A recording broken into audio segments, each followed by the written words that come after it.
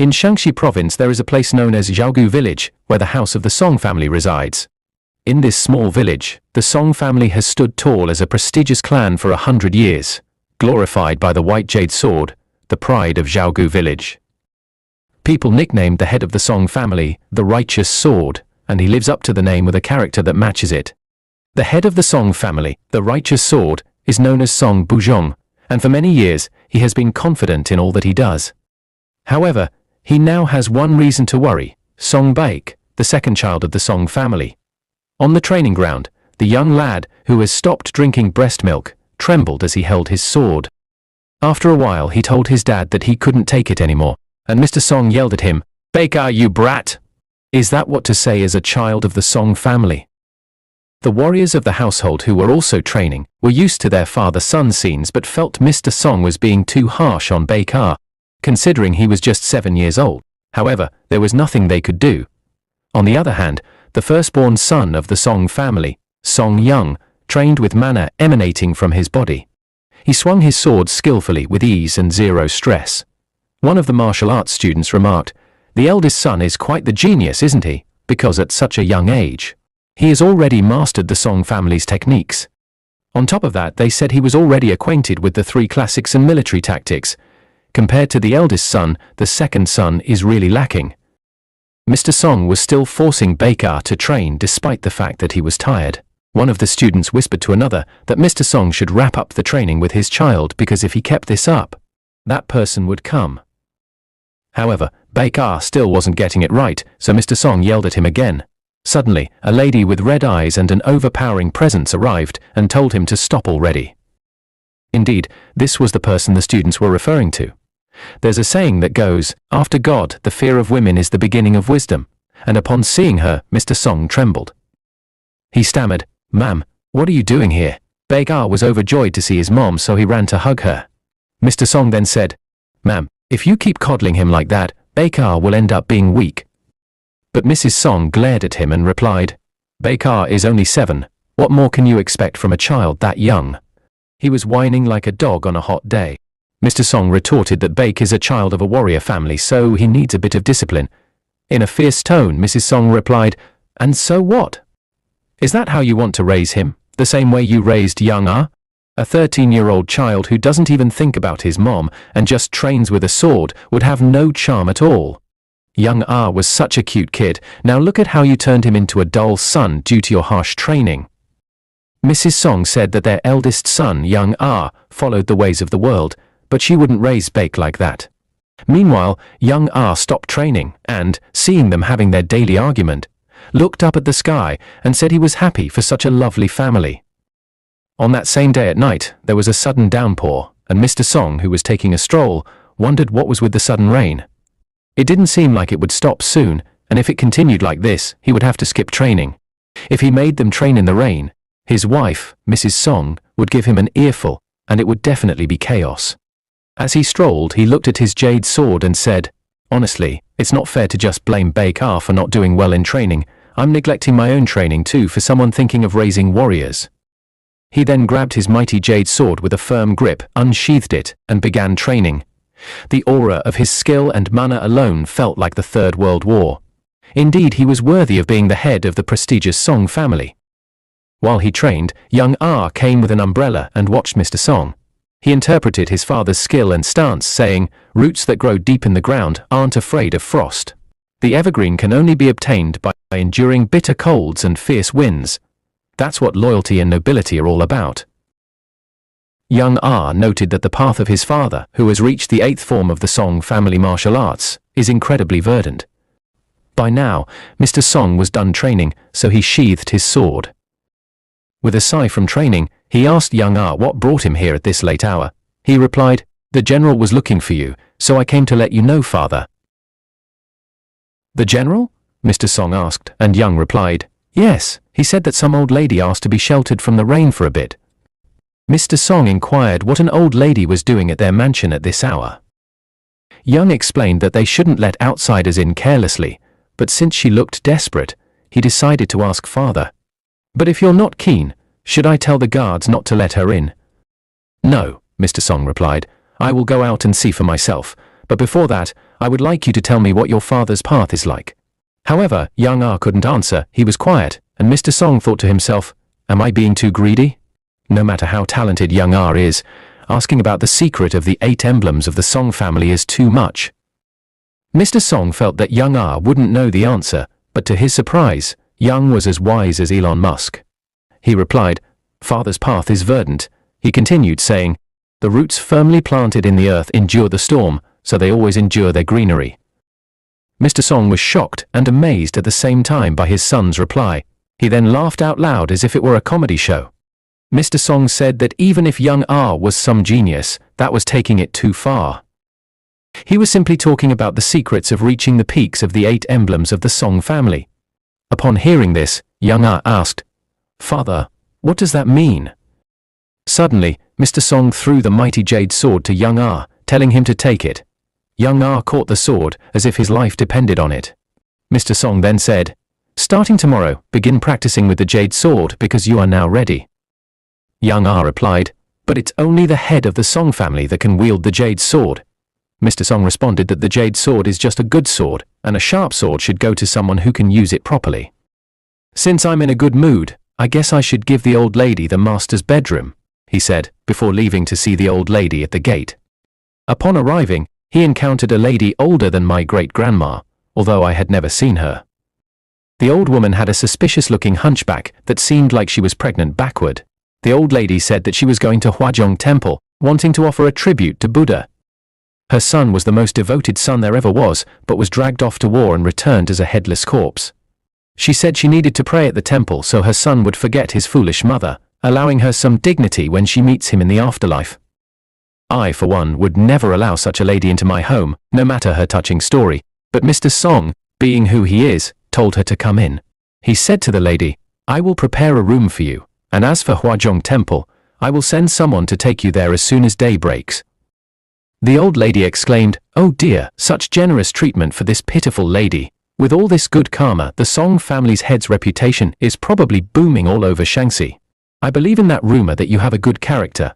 Otherwise, you would easily turn your back on a pitiful old woman." By now, Mr. Song felt that something seemed off, and before he could look back, the old woman sent a deadly needle that stung Mr. Song's neck.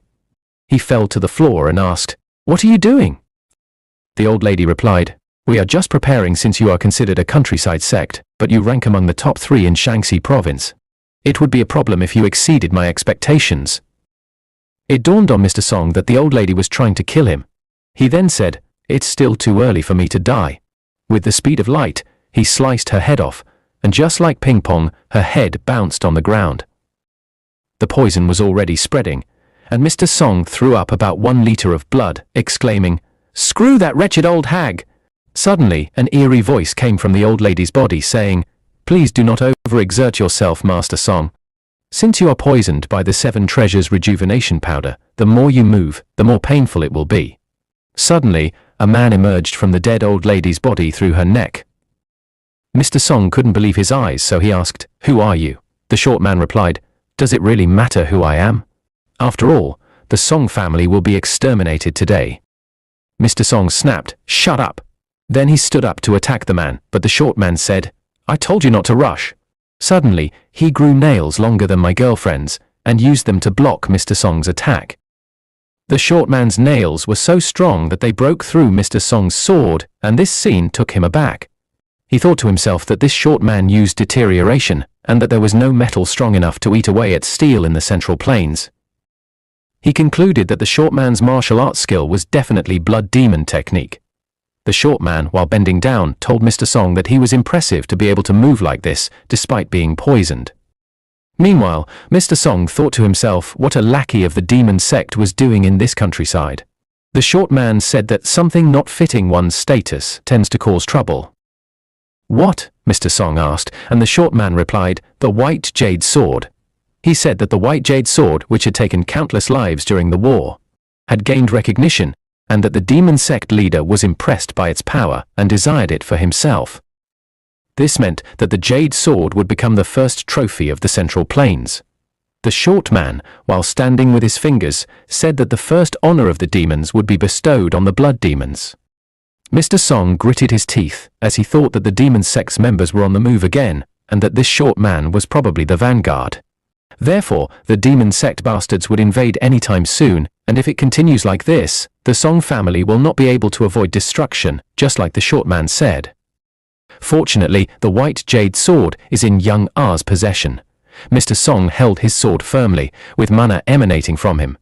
He then said that they could escape before the other demon sect bastards arrive. The short man asked, "What's that stance? Are you planning to make a final desperate attempt to fight me?" Mr. Song didn't mind what the short man was yapping about. Instead, he noticed his son young R a distance behind him. The young lad was surprised to see the strange short man instead of an old lady. Then Mr. Song screamed, "Children of the Song family, you must survive. Your roots are in the Song family." He then engaged the short man in a fearsome battle. Young R screamed out, "Father!" and before he could run to him, Mrs. Song held him back, saying he should not go. Young R pleaded, "Please let me go. At this rate, father will die." With a change in aura, Mrs. Song replied, "It's the Lord's command. Do you dare defy it?" "No, mother," he replied. From her expression, young R could see that the matter at hand was serious, and that the battle between the strange man and his father was not something someone like him, who couldn't handle bitches yet, would join. Young R complied with his mom, and as they were leaving he thought, "Father, please stay alive, you must come back alive." In the boy's room, Mrs. Song was dressing Baek R. He asked, "Mother, why are you changing your clothes?" Mrs. Song replied, "I am getting ready to go on a trip with you and young R." "But why is older brother facing away?" Baek R asked. Mrs. Song couldn't reply, he was too young to understand. Meanwhile, young R thought to himself, "Is it really right to leave father behind like this? Perhaps it would be better to send only mother and Baek R to safety." Mrs. Song called young R, and when he looked back, she took out her most treasured pendant from her neck and gave it to him. She said it was the victory token of the Song family, and showing it to anyone would let them know he was a member of the Song family. With all this being said, it dawned on young R that his mom was staying behind and not leaving with them. In tears he said, "Mother, are you saying that you will also stay here?" Mrs. Song hugged him and said, "Oh my young R has really grown a lot. I can't believe I lived without realizing how much you have grown." Young R cried out loud, and all she had been saying sounded like a farewell speech. Mrs. Song brought Baek R closer, hugging both of them. She then said, "From today, you are not two but one, so you must never part. Brothers are a blessing from heaven, your bond is a sacred duty and not just an obligation." She said to Baek R that he must follow his older brother as if he were his father, and young R should guide his younger brother on the right path. "Do you understand?" "Yes, I do," young R replied. They entered an underground hole from their house. Before they left, Baek R asked, "Mum, are you not coming with us?" And Mrs. Song replied, "For now, just go with your brother. I and your father will be behind you both." Dumb Baek R was like, "Oh, so it's a game of hide and seek?" Mrs. Song replied, "Yes, it's a game of hide and seek that will take a long time." They both entered the underground passage. Mrs. Song closed the hole, thinking to herself that it's obvious someone like her who can't use martial arts would hold the kids back. Since they must survive, the best option is to stay behind and buy them time from the invaders. She wished them happiness. She then said, "Hope I did well, Lord Song." In another scene, in other parts of the Song residence, assassins dressed in black were killing the rest of the Song sect members brutally, without them even knowing what attacked them. Such painful deaths. Mrs. Song, who had been hearing the screams of her dying household, knew it would soon be her turn, so she patiently awaited death. On the other hand, Mr. Song was already covered in blood and drained of strength. If only he wasn't poisoned, he would have slain the weird-looking short man in an instant. But with the poison in his body, he was as slow as a snail in my backyard. The short man laughed, saying, "You are holding up quite well, Master Song. This is the first time I faced someone who endured my blood demon technique to this extent, but I'm starting to get bored, so hand over the white jade sword, and I will let you die without pain." Amidst the short man's yapping, Mr. Song wondered if the children made it out alive. Then he said, "Fortunately, it seems that heaven has not yet abandoned the Song family." With a change in aura, he added, "I will finish this." Meanwhile, the short man continued his taunts, expressing surprise that Mr. Song could still stand despite being poisoned by the Seven Treasures rejuvenation powder and the blood demon technique. Mr. Song gathered his strength while the short man was spouting trash, and bang, there was an outburst of mana flowing from his body. This scene put the short man in shock. Like Barry Allen, he sliced the short man within seconds. The short man's last words were, "How is this possible?" Mr. Song thought to himself that it was a stroke of luck that the poison from the 7 treasures rejuvenation powder and the blood demon technique were mutually antagonistic. Thanks to his blood boiling with poison, it stabilized, but he didn't have much time left. Suddenly a voice from above said, "Indeed, the Song family's martial arts are as renowned as their reputation suggests." Mr. Song, in shock, looked up to see a group of 4 figures on the roof. One of them remarked that the short man Mr. Song fought was quite formidable. But what if the 12 ghosts of the demonic society were his opponents? Would he survive? When my cameraman zoomed in on the figures, they consisted of 3 men and a lady in their midst. 2 days ago, the demon sect leader gathered his members and said, "After our defeat in the war, for the past 40 years, our demon sect has been in a humiliating position. You, the demonic society, are the vanguard for our demonic sect's entry into the martial world."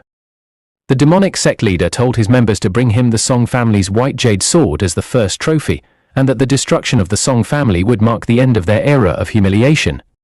He ordered them to destroy everyone and everything in the village.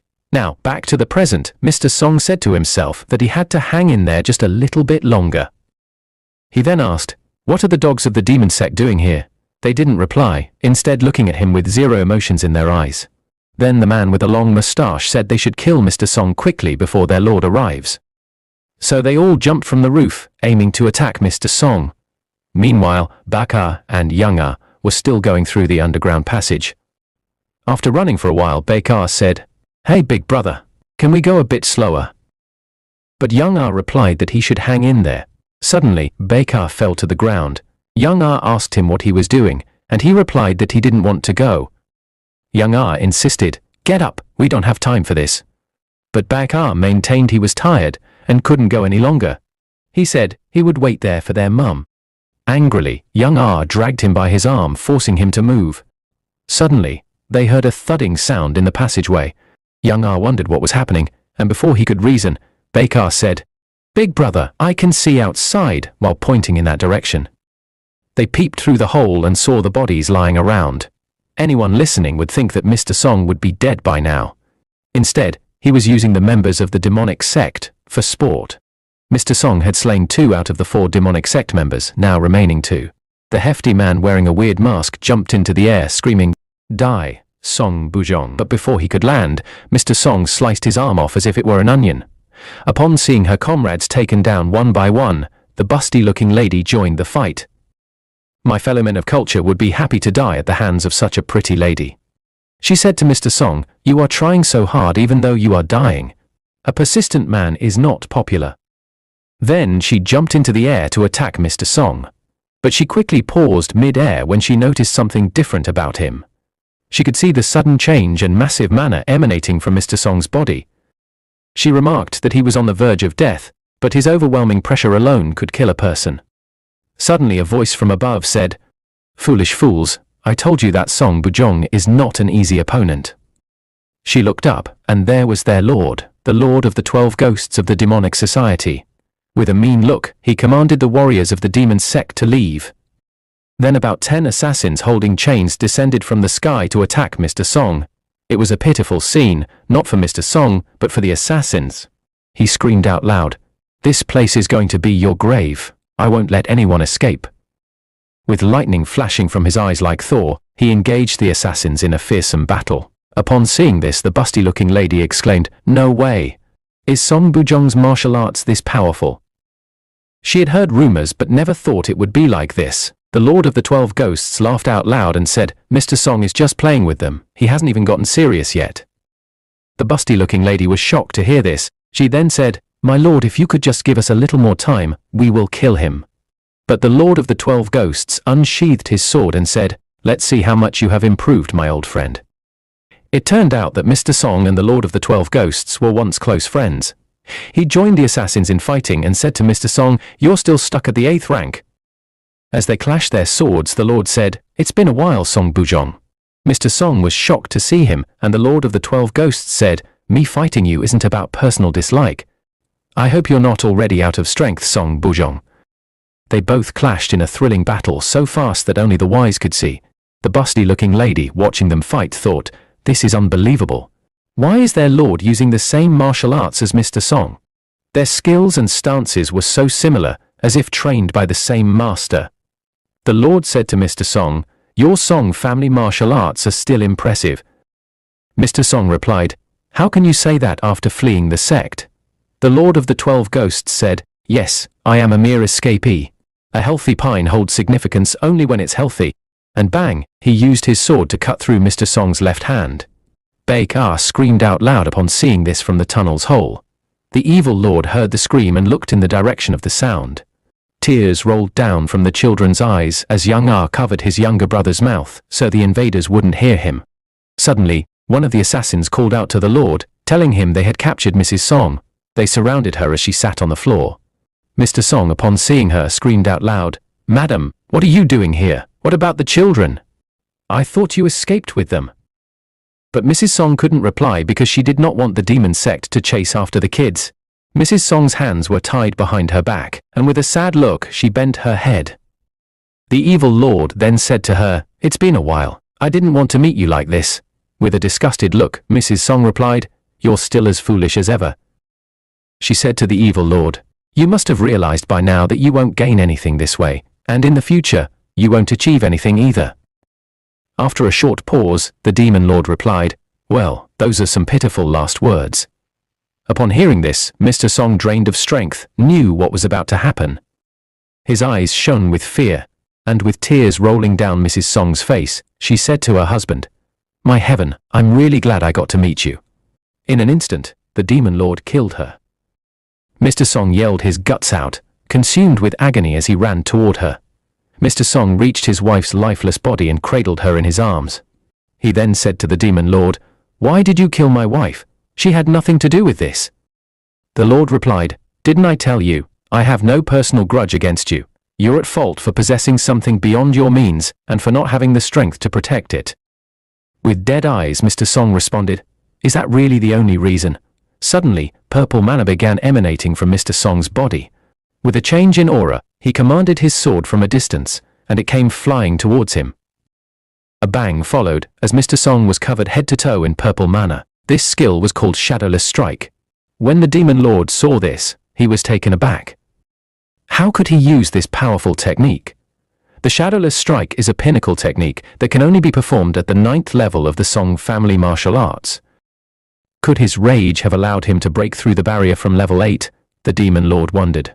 The demon lord was a little scared, but with a straight face he said, "First of all, I'm afraid your deadly technique won't be able to touch me." Mr. Song yelled, "Silence!" In the blink of an eye he attacked the Lord of the 12 Ghosts. The ground erupted as though an earthquake had struck, but before we knew it, Mr. Song's sword was only an inch away from the demon lord's face.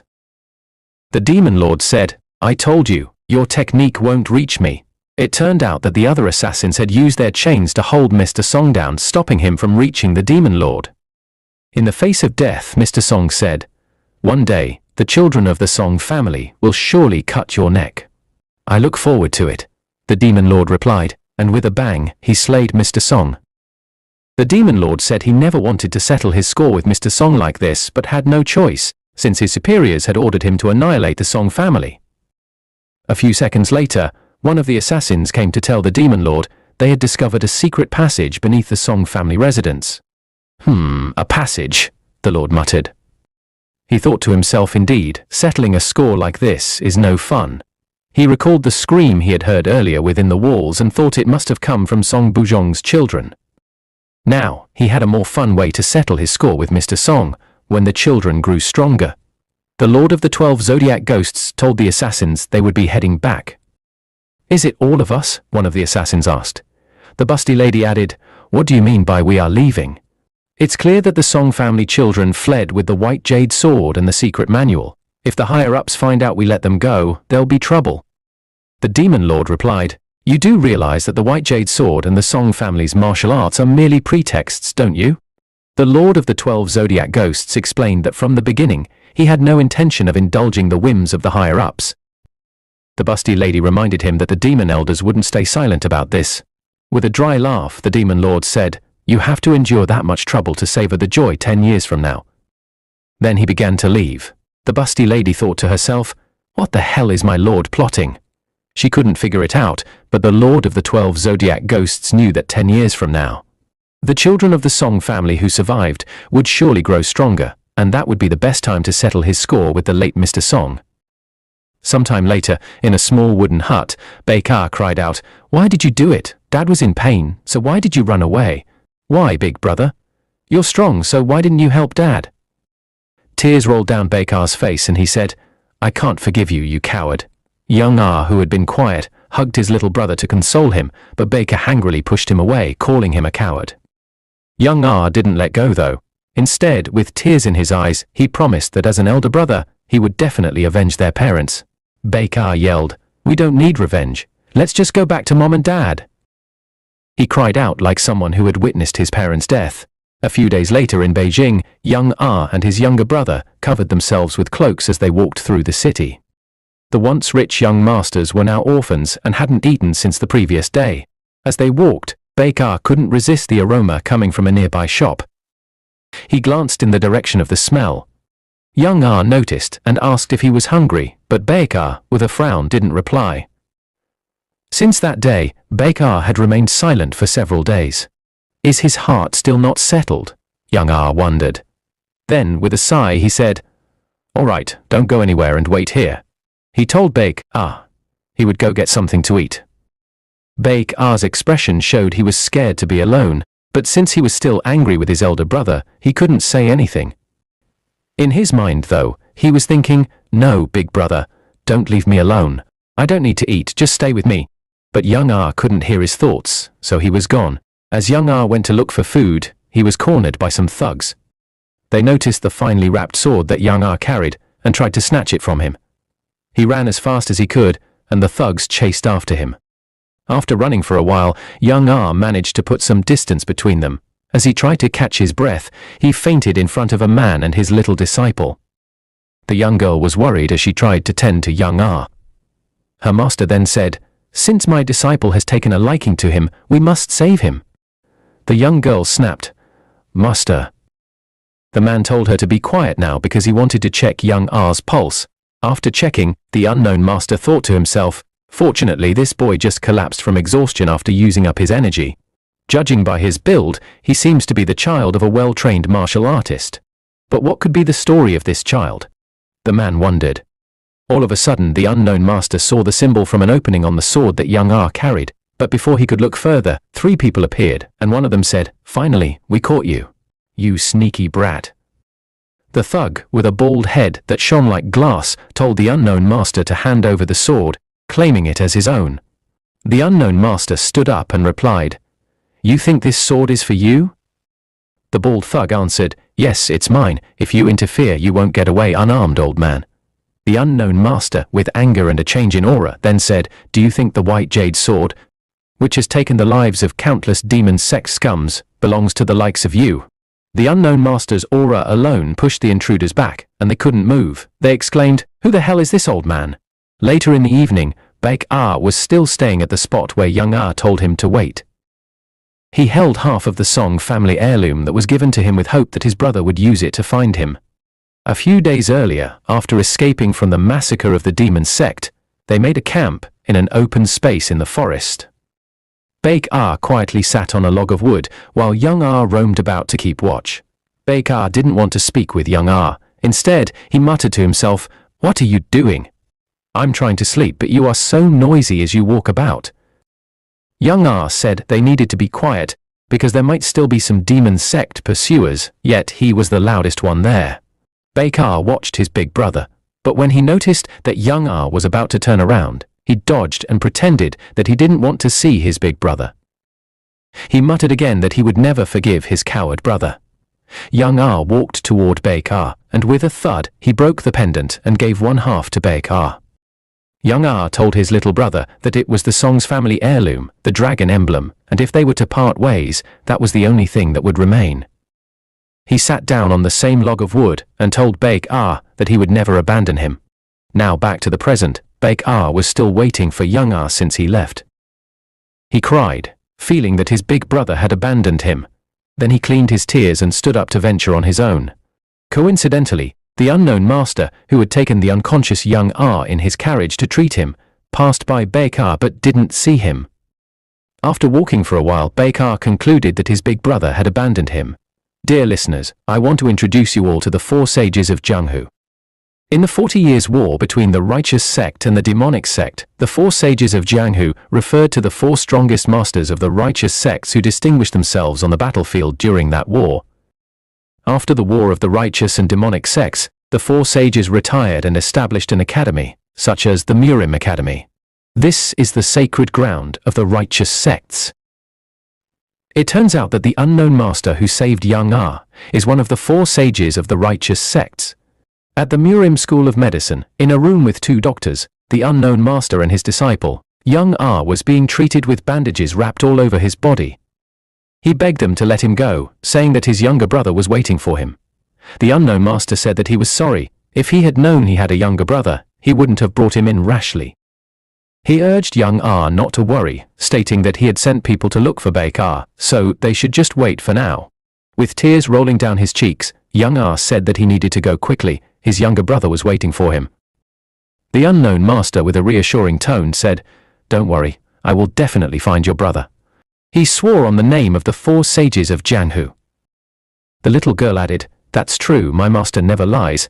After hearing that, young Ah calmed down. A few hours later at night, young Ah sneaked out of the Murim Academy to look for his brother.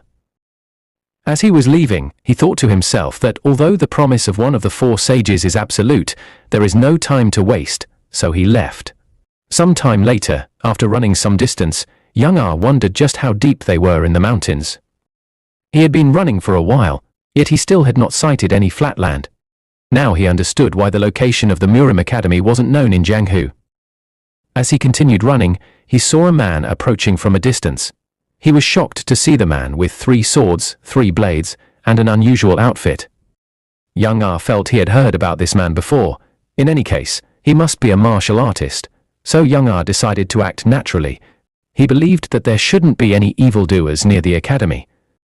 As he passed the man, the mysterious figure said, "Nice sword." Young Ah was shocked that the man could see his sword even when it was tied up. With a bang, young Ah unsheathed his sword and pointed it at the man. But the man was unfazed. He then said, "What are you trying to do? I was just praising your sword." Young Ah replied, "That's what everyone says when they try to get their hands on my sword." Young Ah told the man to seal his own pressure point, then he would sheath his sword and quietly leave. The weird man, laughing, said to young Ah that there seemed to be some misunderstanding, as he had plenty of swords, so he wouldn't want to steal young Ah's own. Young Ah, who wasn't buying his excuses, said, "Shut up and seal your pressure points now." With a change in expression, the man replied that young Ah was such an impatient fellow, and bang, with just the tip of his fingers, he sent young Ah and his sword flying some distance away. After flying away, young Ah tried to regain his balance and thought to himself, "This man is unbelievable. The sheer power of his empty hand sword technique is formidable." The empty hand technique is a method to counter swords with bare hands. The man, without looking back, told young Ah that since his sword didn't fall from his hands, it must be very precious to him. Young Ah was stunned to hear that the man knew about his white jade sword. No ordinary person could know the sword without seeing it up close, so he wondered who this man was. A few years ago, when Mr. Song was still alive, he told the 2 children that their grandfather was a hero of the war between the righteous and demonic sects. Their grandfather, along with the 4 sages of Janghu, saved Murim, and that's how the white jade sword became an heirloom after being used to cut down countless demonic sect members. Especially since their grandfather faced life and death, alongside the great hero known as Han Hyun. Mr. Song told them that their grandfather was strong, but it's said that the great hero Han Hyun's strength was unparalleled, being one of the great sages of Janghu. baek asked Mr. Song if Han Hyun was the strongest fighter. Mr. Song came close and said, "Yes, that's why after the war between the righteous and demonic sects, there's a saying among the demonic members that goes, if you encounter Han Hyun, the 3 swords and blades, you must run away immediately." Back to the present, young Ah was sweating as he realized who the man was. How did I not realize, he thought. It's not common to see Janghu martial artists carrying 3 swords and blades. And if my guess is correct, this man is definitely the unrivaled Han Hyun. The man then said to young Ah that he didn't know what his circumstances were. But the number of people who survived after holding a knife to his neck were few. Young Ah said to himself that, although the man looked young, he was definitely the rejuvenated great hero Han Hyun. And since running away is useless against him, what should I do? Han Hyun was amused, saying to himself, "Look at this small boy, he must have figured out who I am, but he still has determination in his eyes." Young Ah had piqued his interest for the first time in a while. He then said to young Ah, "If you can make me draw either my sword or blade within 20 seconds, I'll let you go. However, if you fail, I will take you in as my disciple." Young Ah was shocked at the offer. Both options seemed good. If it were anyone else, Han Hyun noticed young Ah's expression and asked if he was thrilled at the prospect of becoming his disciple. He told young Ah not to worry, as he would make him the greatest martial artist in the world to carry on his legacy. But young Ah wasn't interested in Han Hyun's chatter. Instead, he told Han Hyun that he must keep his promise. Han Hyun was shocked that young Ah turned down the offer to be his disciple. Young Ah drew his sword and told Han Hyun that if he made him draw one of his swords within 20 seconds, he must promise to let him go. After that, no one knew what happened. There was no information about whether young Ah later found his brother. All that was known was, 2 years later in a market, a man handed a sack of money to an elderly man to pay for some goods. The old man, with a dry laugh, said, "My friend, how can you pay before even checking the goods?" The buyer responded, "There's no need since old Master O's goods are always perfect." Master O then called out to baek to bring the goods over. Baek brought the goods and asked where to place them, and they directed him. As he was arranging the goods, the young man said to Master O, "How time flies. It was about 2 years ago, right? When you brought baek child here. Back then, I was worried because the child was so frail, to think he'd grow up quickly is a surprise. But whether then or now, baek has remained silent and doesn't talk much." Later in the evening, after sales were over, Master O rode on a bull while baek walked alongside him. As they were going, Master O thought to himself that ever since he found baek on the streets, he seemed different from ordinary children, no matter how you looked at it. Judging by his build, he appeared to be the child of a martial artist, but Master O wasn't sure since baek never shared his story. Master O then said, "Songbaek, don't you want to go home, like to your real parents?" After a short pause, baek replied, "No, this is my home now." Upon arriving at Master O's house, they found multiple martial art warriors stationed there, with a huge man wearing a hat standing behind them. Master O was shocked to see him, as it seemed he knew them, and said, "Ah, what brings you here without prior notice?" The man raised his head and replied, "It's been a long time, Master O." The man was the martial arts general of the Dongbang clan, called Dongbang Chunhu. Upon seeing his face, Master O quickly bowed, alongside baek. While bowing, Master O said, "Elder, please accept my greetings." Suddenly, a young girl came out and said to Master, "Oh, Grandpa, I'm here too." But baek was stunned and speechless to see such beauty, and the young lady was also surprised to see someone her age. She asked who he was. After they greeted, baek left the adults to talk and went to a nearby tree to sit. As he sat down, he saw a carriage approaching, and he remembered that they once had a carriage before the downfall of their family. While deep in thought, a voice from a distance asked what he was doing there. Baek was stunned to hear the voice, and when he looked back, it was the pretty girl who was with the general. With a smile, the girl said hello to him. She said her name was Dongbang Ri, and asked baek what his name was. But baek was speechless and couldn't reply. The bodyguard following the girl, in a thick tone, told baek to respond when someone calls him. Suddenly, Dongbang Ri went toward baek. The bodyguard tried calling her back, but it was to deaf ears. She had to chase her dreams. She sat down with a little smirk on her face. Baek was so shocked to see this, his face turning all red. She decided to tell baek again that her name was Dongbang Ri. She was 9 years old, and she asked for his name. Baek muttered to himself that she was pretty, up close, and he then told her that his name was Song Baek, and he was 11 years old. Dongbang Ri responded, "Oh, you are my elder brother." She apologized, maybe for shooting her shot, but baek's heart almost left his chest upon hearing her call him elder brother. The pretty girl said that since baek was older than her, he should call her Ri-mei from now on. Baek wasn't sure if he could call her that because her name was Ri, and adding May is a term of endearment used to address a younger sister.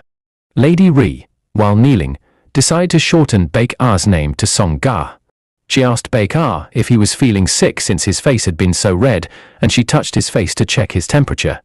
Meanwhile, the bodyguard was fuming with anger and broke his spear with his fingers. How dare that little kid baek-ah laugh and chat with the young lady? It turned out that Dongbang-ri was the pinnacle of countless armies and wealth.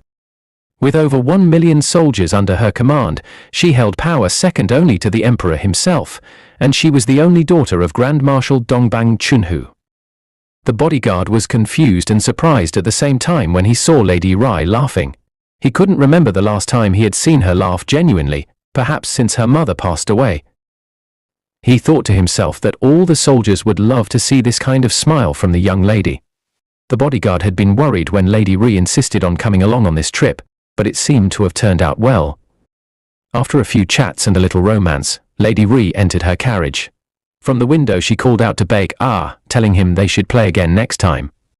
Although the bodyguard cautioned her that it was dangerous to stick her head out of a moving carriage, she kept waving at baek-ah until they left. As they left, baek-ah, with a smile, said to himself that Dongbang-ri was such a peculiar child. Suddenly, Master O came to spoil the mood by teasing baek-ah, saying, "Oh, you can smile too." But baek-ah turned his face away, saying, "No." Master O informed baek-ah that he and Dongbang-ri would be able to see each other again in a month's time, and thanks to that, baek-ah would be very busy starting tomorrow.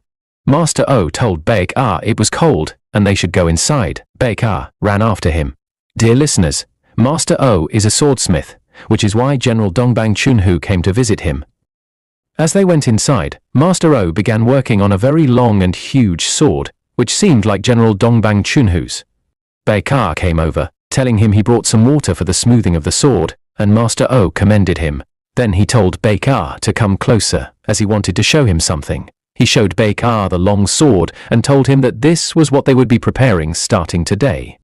Master O asked Baek-ah if it was the first time he had seen something other than farm tools, but without a second thought, Baek-ah replied, "It's a sword." Master O was surprised by his answer. He thought to himself, how could Baek-ah distinguish between a sword and a blade at a glance despite only seeing farm tools for 2 years? Baek-ah never spoke about his past or his family, but Master O suspected he was a child of a martial arts family, and not an ordinary one at that. On the other hand, Baek-ah folded his arms in anger, and, after a short pause, said to himself that he didn't realize it when he was younger, but now he understood why his family had ended up that way. Baek-ah concluded that it was because of this wretched piece of metal called a sword. With anger, Baek-ah was about to speak his thoughts aloud, but Master O, who seemed to have noticed, cut him off and said, "A sword is just a sword." Baek-ah was stunned by the statement and asked Master O what he meant by that. Master O responded, "If an evildoer uses a sword, it becomes an evil weapon. But if a chivalrous warrior uses it, then it becomes a good weapon." Master O told Baek-ah that the sword they were forging now commanded millions of troops and protected them from northern enemies. Master O placed the forged sword in water to cool off and said, "Baek-ah, how can you live if all you harbor is resentment?" He then told Baek-ah to live his life while looking forward. Many days passed after Master O repaired the general's sword. As Baek-ah was carrying a bucket of water, he said to himself that he still didn't understand Master O's words from that day, "Live while looking forward." What exactly did it mean, Baek-ah wondered. However, he understood that Master O truly cared for him, and there hadn't been many people who treated him sincerely. Baek-ah remembered his father and mother, who cared for him and treated him well, and also that peculiar child, Dongbang-ri. With a smirk, Baek-ah hoped to meet her again in a few days' time. By now, he had reached their house and alerted Master O that he was back. Suddenly, Baek-ah dropped a pail of water. With a bang, he saw that Master O was lying lifelessly on the floor. He yelled, "Grandfather!" and rushed toward him. Although Master O was already too old and frail, can our big bro just rest? A few minutes later, a doctor came to check on Master O as they laid him on the bed. The doctor examined Master O but didn't say a word. With worry, Baek-ah yelled out the doctor's name, demanding to know what was going on. The doctor handed Baek-ah a sack containing medicine and told him to boil it and give it to Master O twice a day. Baek-ah took it and asked if it would make him better, but the doctor responded that the drugs would only ease Master O's pain.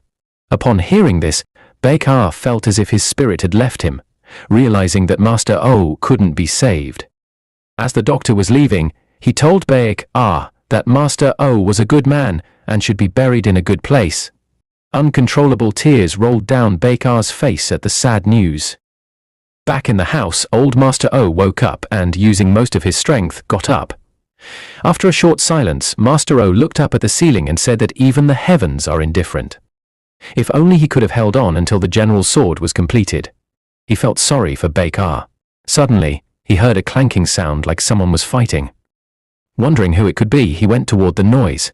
To his surprise, he found Baek completing the general's sword, which his old bones couldn't carry on with. As Baek wielded the sword, tears rolled down his face. He said to himself that everyone was dying again because he was powerless. His dad, mom, brother, and now Master O were leaving him because he was powerless. With rage, he kept hitting the sword like it was some rival's girlfriend.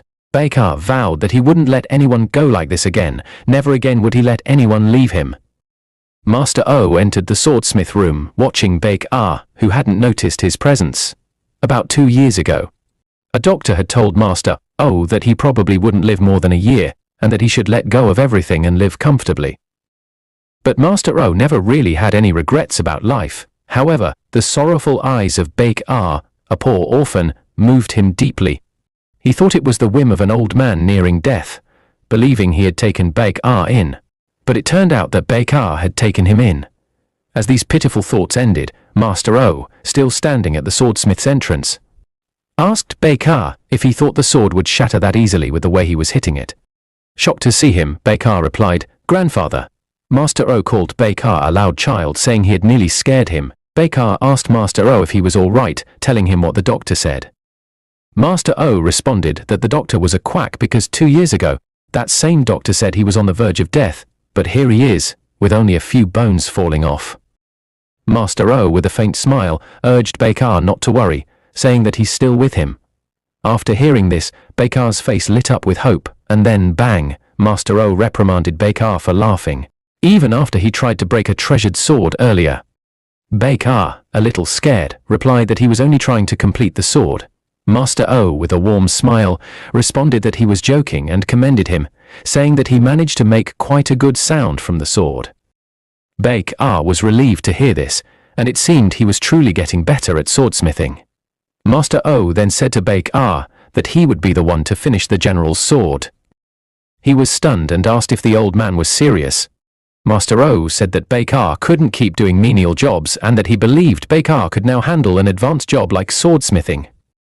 Baek's hands were shaking, and just like someone who had won a single bet after losing millions, Baek rejoiced that he was finally recognized for something too. The basics of forging a sword are temperature and continuous refining. Master O watched Baek as he completed the sword, and as he sat he said to himself, "Song Baek, repairing a sword is a series of tedious processes. Life is much the same, if you endure through all the monotonous and boring times." Master O's eyes closed as he said these words, and then he bent his head lifelessly as he sat. Meanwhile, Baek didn't hear him because he was busy hammering the sword. After a while, he heard the sound of metal fusing together, which meant the sword was complete. Baek rejoiced and screamed for the old man, saying that he had finished the sword. But as he turned back, he was shocked to see that Master O had died while sitting in his chair. Baek was at a loss for words. He approached Master O, hoping he was just sleeping, and touched the old man's warm body, telling him that he had finished the sword. But there was no reply. Upon realizing that Master O was truly dead, Song Baek screamed in anguish, not just for Master O's death, but for the realization that everyone who had ever loved him was leaving. The next morning, General Dongbang Chunhu and Lady Ri were coming to visit Master O. Lady Ri, with glee in her eyes, looked out the window and asked how much longer it would be before she saw Song Baek. General Dongbang asked if she missed Song Baek that much, and her facial expression gave the answer. General Dongbang, while touching his beard, said to himself that his daughter seemed to be fond of Song Baek. That little brat. After a few more horse strides, Lady Ri screamed that she had seen Song Baek. They got down from the carriage, and she shouted Song Baek's name, telling him that it is her, Remei. But as she got closer, she was perplexed by Song Baek's state. He held the general's sword with dead eyes as he sat pitifully on the floor. Master O, who had taken him in, was dead. After a period of sorrow, General Dongbang and his soldiers buried Master O, and his tomb was inscribed, "The tomb of the great blacksmith, O Jong Dong." By then, Lady Ri was already teary-eyed, and within a few seconds of holding back, she began crying out loud. Her bodyguard told her that it was cold and that they should head back to the carriage for now. As they left, she cried that Song Baek was so pitiful and alone. After a short pause, General Dongbang sighed and said to himself that now it was too late. He wanted to repay Master O the debt he owed him, even if it was overdue, if only he had found Master O who left the army a bit sooner. General Dongbang said to himself that Song Baek had said he completed the sword by himself, and judging by the way he wrote Master O's epitaph as well, he seemed quite literate. The general turned to him and asked if his name was Song Baek. He replied yes. General Dongbang asked him if he would like to come with them, since he had nowhere else to go. After a short pause, Song Baek didn't reply. He thought to himself that everyone who took him in had left. He didn't want to be abandoned ever again. With a look that could kill, he thanked the general for the offer, but declined to go with them. After a short silence, General Dongbang said it was a shame since Song Baek was a talented boy. He told Song Baek that if it was his choice not to follow them, then he should take care, and he turned to leave. Suddenly, Lady Ri came running and bang, she held Song Baek's hands, telling him to come with them. There is so much power in a lady's plea, for real. A few minutes later, as they were going back to the Dongbang residence, we saw our protagonist on one of their horses, going with them. As they travelled, he reflected on how Lady Ri had begged him to come. He felt it was likely pity, the naive pity of a young girl, but the warmth of her tiny delicate hands was something Song Baek had always longed for. Though he reluctantly followed Lady Ri's insistence, and as Song Baek was lost in thought, the bodyguard announced they had arrived and told him to get down. Song Baek got down from the horse, and when he looked up, he opened his mouth in awe. He was like, "So this is Dongbang Ri's house."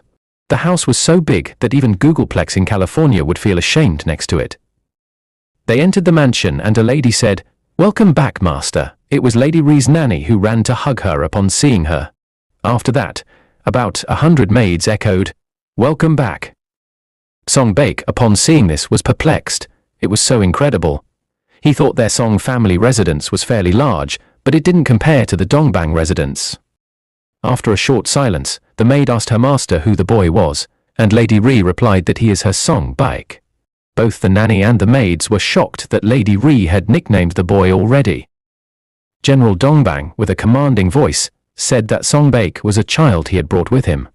This caused the maids to murmur, as this was the first time ever. The general turned to Lady Ri's bodyguard, Moyoung, and told him that from now on, he would be responsible for Song Baek. Moyoung was like, "What?" General Dongbang, with a scary face, asked if Moyoung wasn't going to do what he said, and Moyoung, while trembling, said he didn't mind. Then, the general left. The general left. Moyoung told Song Baek to follow him, and as they were leaving, Moyoung sighed and said to himself that with all his experience, now he was babysitting Song Baek. A few years later, as Song Baek was walking, he said to himself that back then, when General Dongbang brought him into the residence, he didn't understand why everyone was so shocked, but now he understood. Bringing a child into the Dongbang family, which had no heir, meant bringing in a successor. Our protagonist, all grown up and fresh looking like me, walked up the stairs leading to the training ground. Moyoung, who took over the general's position when Dongbang Chunhu retired, said to Song Baek that he was late. Song Baek replied that he was late because he had to escort Lady Ri. He was like, "General Moyoung, let's begin." "You rascal, I told you to call me brother," General Moyoung said. Song Baek responded that he's sorry, but he finds it hard to follow that order above all else. Then he stood in a pose ready for great achievement. General Moyoung asked if he's preparing well for the martial arts examination. Song Baek replied that he has been training daily with Kang Salku's technique. "Good. Then let's see how much you have improved," General Moyoung said as he attacked Song Baek. Song Baek blocked all his attacks like they were my girlfriend's bills. The technique General Moyoung was using to fight Song Baek is definitely Kang Salku's style. This basic spear technique is the 6 harmonies technique, improved with energy alignment while on horseback. As they fought, Song Baek was blocking all of General Moyoung's attacks, so he snapped and asked, How long will you just keep blocking? With a smirk, Song Baek said to himself that it seems the general is getting a bit heated, and in that case, it's time for him to attack. After a few sword clashes, General Moyoung was panting and told Song Baek that he has gotten quite strong. With a change in aura, General Moyoung said there's no other way but for him to use his ultimate skill. Then he swung the wooden spear at the speed of a helicopter blade. He told Song Baek to try to dodge it as he attacked, and bang! The attack sent Song Baek flying meters away. General Moyoung wasn't done yet. With a proud grin, he asked Song Baek, "What's the matter? Where did all your confidence from a moment ago go?" Song Baek was like, "What is this? This isn't Salku's technique, is it?" General Moyoung asked Song Baek if he thinks enemies on the battlefield will fight according to the training manual. He told him that Kang Salku's technique is merely the basic stage to pass the martial arts examination, and there won't be enemies who will fight exactly as they trained.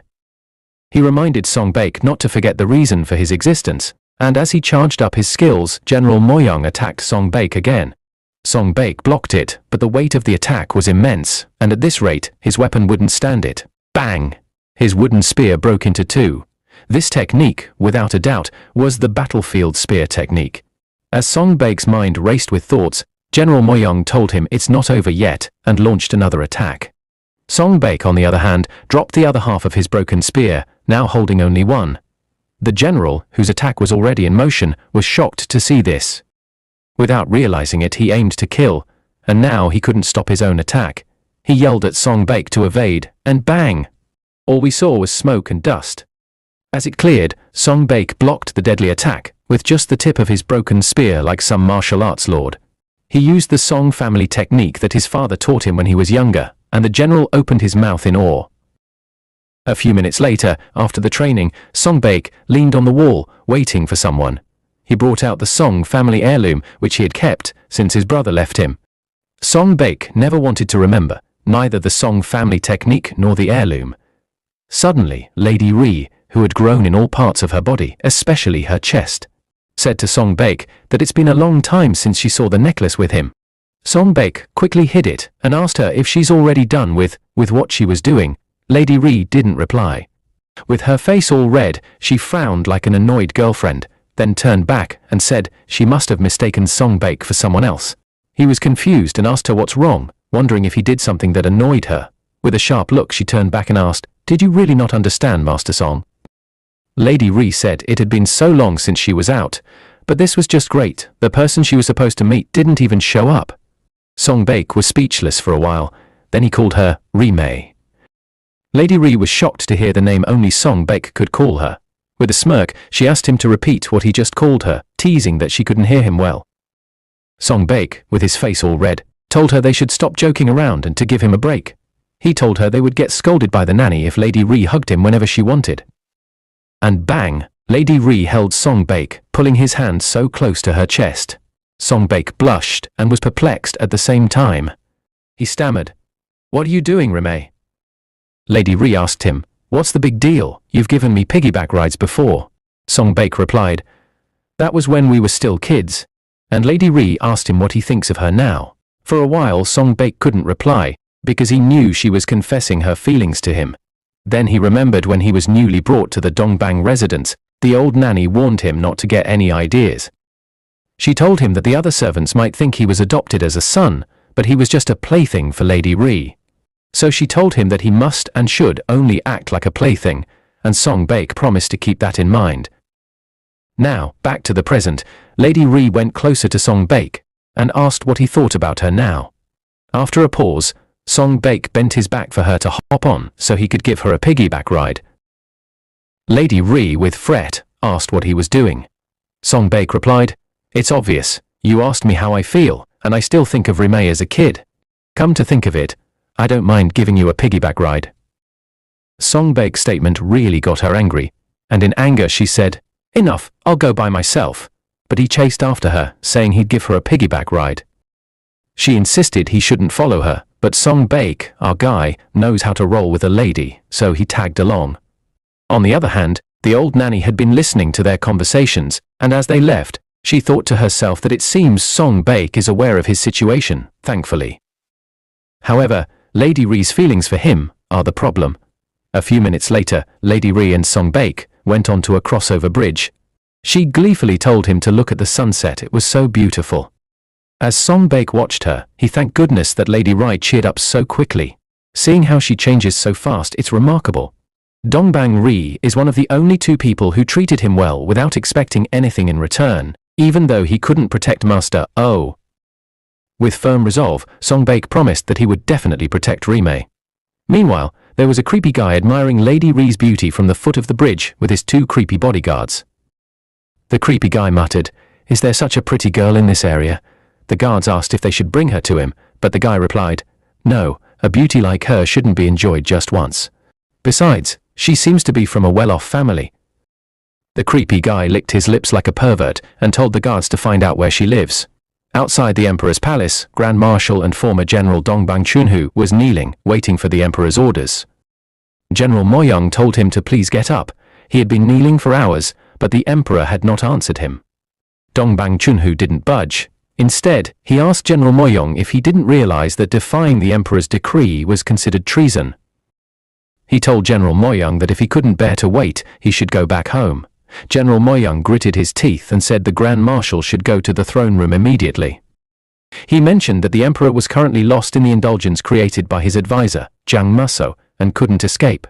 It was hard to tell whether it was Jiang Maso or the emperor who truly ruled from the throne.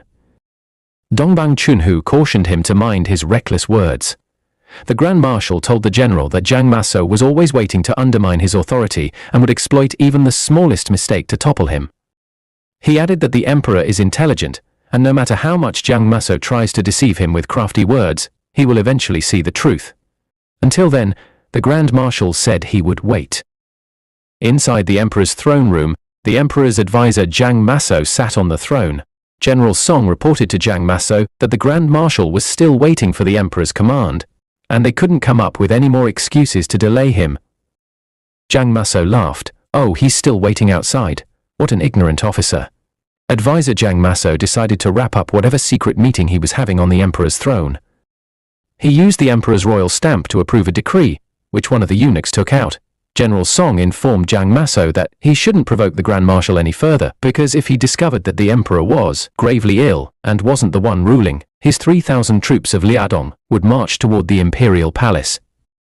Jiang Maso told General Song that he worried too much. Pulling out the Liadong army would be as good as handing the country over to the barbarians, and no one knew this better than the Grand Marshal. As he sipped his tea, Jiang Maso remarked that Dongbang Chunhu's deep affection would lead to the downfall of his family. In the Dongbang residence, Lady Ri was sewing some clothes when she looked out the window and saw that it was raining for the third time that day.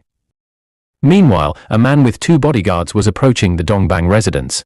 As my cameraman zoomed closer, it was none other than the creepy guy from the previous day. He complained to his guards, "Of all days, this damn rain has to fall when I'm going to get a new bride." One of the bodyguards asked if they should get him new shoes. He replied, "No. This rain and the mud on my shoes will make my sincere feelings even more evident." As they arrived at the Dongbang residence, two guards stopped them, saying that the Dongbang residence wasn't a place just anyone could enter. The creepy guy in blue told them he wasn't just anyone. He ordered one of his bodyguards, and the guard brought out the Chancellor's token. The soldiers guarding the gate were surprised to realize who the creepy guy was, the son of the Minister of Revenue, YG. One of the creepy guy's bodyguards tapped the soldiers on the shoulder and told them to be thankful their master was in a good mood. Then they entered the mansion freely, as if it were their home, while the powerless soldiers watched them. Meanwhile, our protagonist was training under the rain. Lady Ri kept calling him, but he pretended not to hear. He continued training with some anger, remembering what the nanny said, that he must never forget his place, restricting him from telling Lady Ri how he truly felt. As he was training, Hans thinking nothing but thoughts, he turned around just to see Lady Ri standing all drenched with an umbrella. He quickly went to clean the water off her face and asked her why she came to the training grounds. If she catches a cold, Song Baek would be the one getting scolded by the old nanny. Lady Ri replied that it was raining so hard she wanted to give him an umbrella. Then, he suddenly started splashing water. After a short silence, Song Baek remembered a similar event from when they were younger. Lady Ri was crying because of Song Baek training so hard. Now, looking at how much she has grown, Song Baek smirked and wondered why these old memories were coming back. Then he burst into laughter, which made my cousin laugh too. Lady Ri snapped and asked him what was so funny. Song Baek looked at her chest and thought to himself that, though she's grown now, she's still a child at heart. He wondered what he was even imagining all this time, so he decided to be happy with how things are now. Song Baek, with a grin, told Lady Ri that they should go inside before she catches a cold. "Whose fault is that?" Lady Ri asked. Suddenly the creepy guy came and said, "Ha, I finally found you." After a short silence, Lady Ri asked who he was and reminded him that their residence isn't a place where outsiders can come freely. The creepy guy said Lady Ri calling him an outsider was quite disappointing. After all, they are about to become family. Lady Ri was shocked by his statement and asked what he meant by that. The creepy guy replied that he had seen her by chance a few days ago during a nighttime outing. He said he found her captivating and wanted to share an intimate moment, but decided it wasn't gentlemanly. So, he came to propose instead. He added that no dowry was necessary, as his father is the Minister of Revenue, Lee Tae-jung. As he yapped non-stop, Song Baek told him to get lost. After a short pause, the creepy guy asked him to repeat what he said. Song Baek told him to get lost again. The creepy guy, now enraged, said Song Baek had been bothering him for a while. "Who exactly are you?" Song Baek couldn't reply because, for now, he didn't know where he stood or who he really was. He began having memories of what the old nanny told him when he was small, that he should never forget why they took him in. Song Baek stammered, and as he was about to reply, Lady Ri echoed, "He is my beloved." Song Baek was shocked to hear her say it out loud. Lady Ri said she had loved him since the moment they first met, and she always would. Wait guys, I can't leave you all on a cliffhanger, so let's continue. After confessing her feelings, Song Baek kept staring at her. Lady Ri said he should stop staring like that, it made her feel embarrassed. Song Baek thought to himself that he had a vague sense of her feelings, but hearing it directly made him feel shy. Suddenly, the creepy guy, who had been watching their romantic scene, laughed out loud. "These filthy brats, are they joking?" he said. Then he ordered one of his guards to teach the lowly commoners the proper order of social ranks.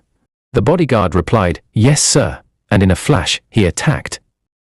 Song Baek told Lady Ri to run to the main house. She didn't listen and hesitated. Song Baek urged her to go and bang, she was shocked to see Song Baek knocked down by the guard. She screamed his name. Song Baek, who couldn't be taken down easily, told her to hurry and escape, but before he could speak further, the guard stomped on his chest, making blood come out of his mouth. The guard, smirking, asked Song Baek if he used Kang Salku's technique. He told him he'd made some progress, but it was still just for the martial arts examination, and it wouldn't work against a royal guard. It turned out both bodyguards following the creepy guy were royal guards. Lady Ri screamed at seeing Song Baek bleed. The creepy guy said they were finally in their rightful place. Lady Ri retorted that he intruded into someone else's home and caused trouble, and she would never let this go unpunished. The creepy guy approached Lady Ri and asked her what she would do if she didn't let it go. "Will you spread the word that the daughter of Dongbang residence is in love with her servant, bringing shame to her family?" Lady Ri was stunned and couldn't reply. The creepy guy said he originally intended to make her his official wife, but he'd forgive her if she agreed to be his concubine. Before he could continue yapping, Lady Ri gave him a deafening slap that could reset a man's future. She said, "How dare you, do you even know where you are?" And bang, the creepy guy kicked her in the stomach, making her fall hard to the ground. Upon seeing this, Song Baek screamed, but he couldn't do much with a sword to his neck. The guard restrained him and told him not to move if he didn't want to lose his head. The creepy guy, holding his face, asked Lady Ri if she dared to slap him.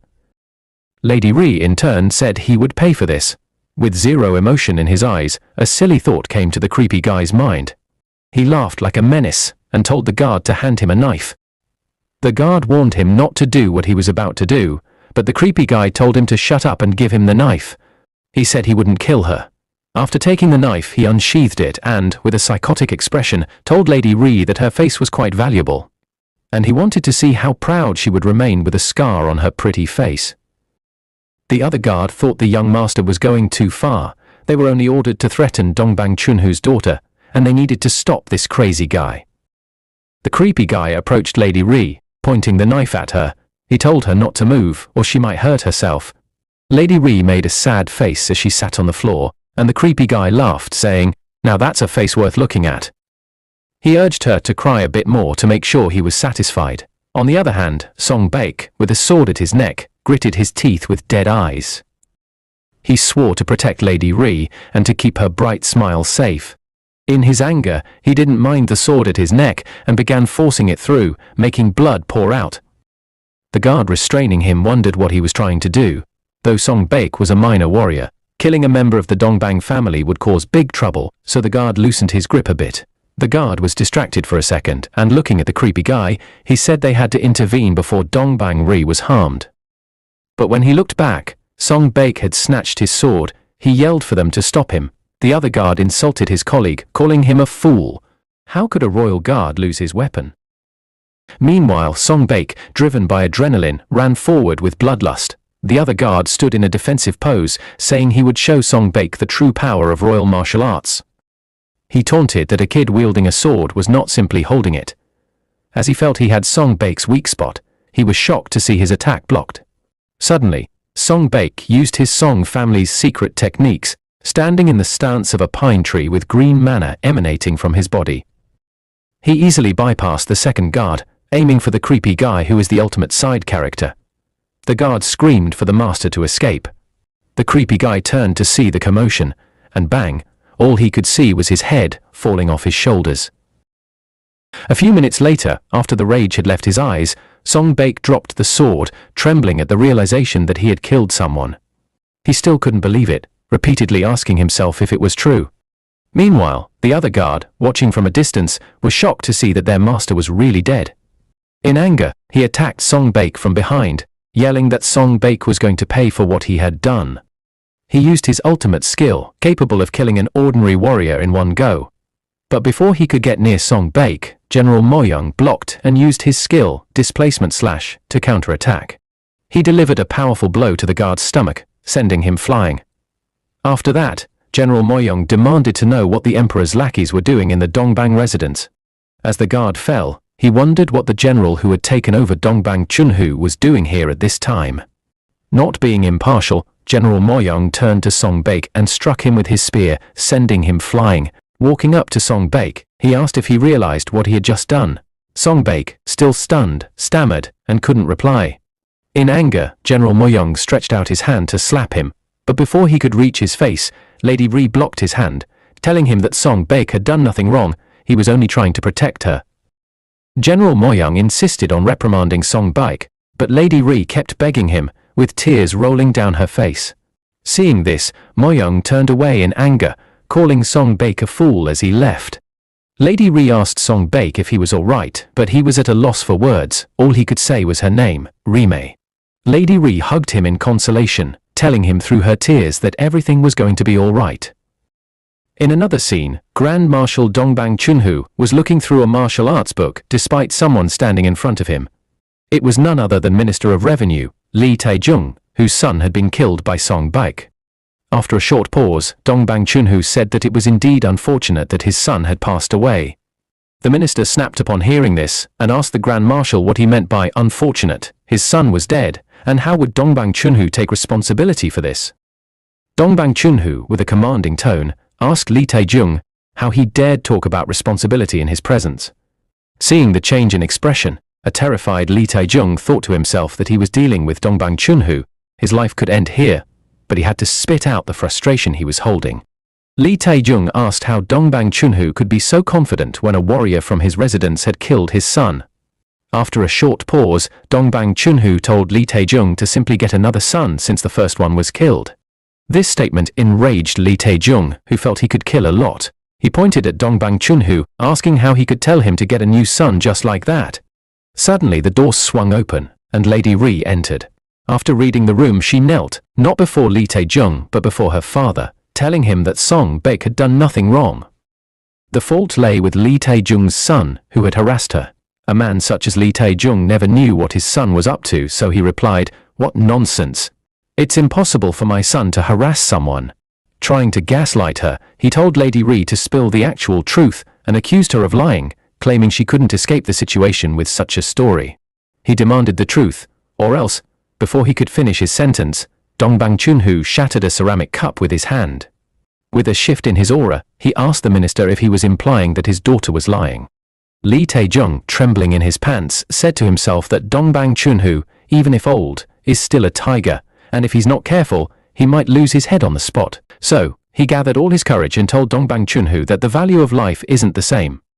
The son of the Minister of Revenue was killed by a lowly warrior, and that is a crime that shakes the foundations of the nation. Dongbang Chunhu was cleaning the blood off his hand, and after a short silence, he told Lee Tae-jung that if a lowly warrior had killed his child, he would have beheaded him too, and wouldn't risk damaging the relationship he has with the minister by raising his voice. Then hand over Song Baek immediately, Lee Tae-jung said. Our female protagonist, who had been in the background, thought to herself that at this rate Song Baek will be killed. But Dongbang Chunhu, being a man I respect, told the minister that it's unfortunate his son has passed away, but which brother would stand by and watch his sister being harassed? Lee Tae-jung snapped and asked what he meant by that.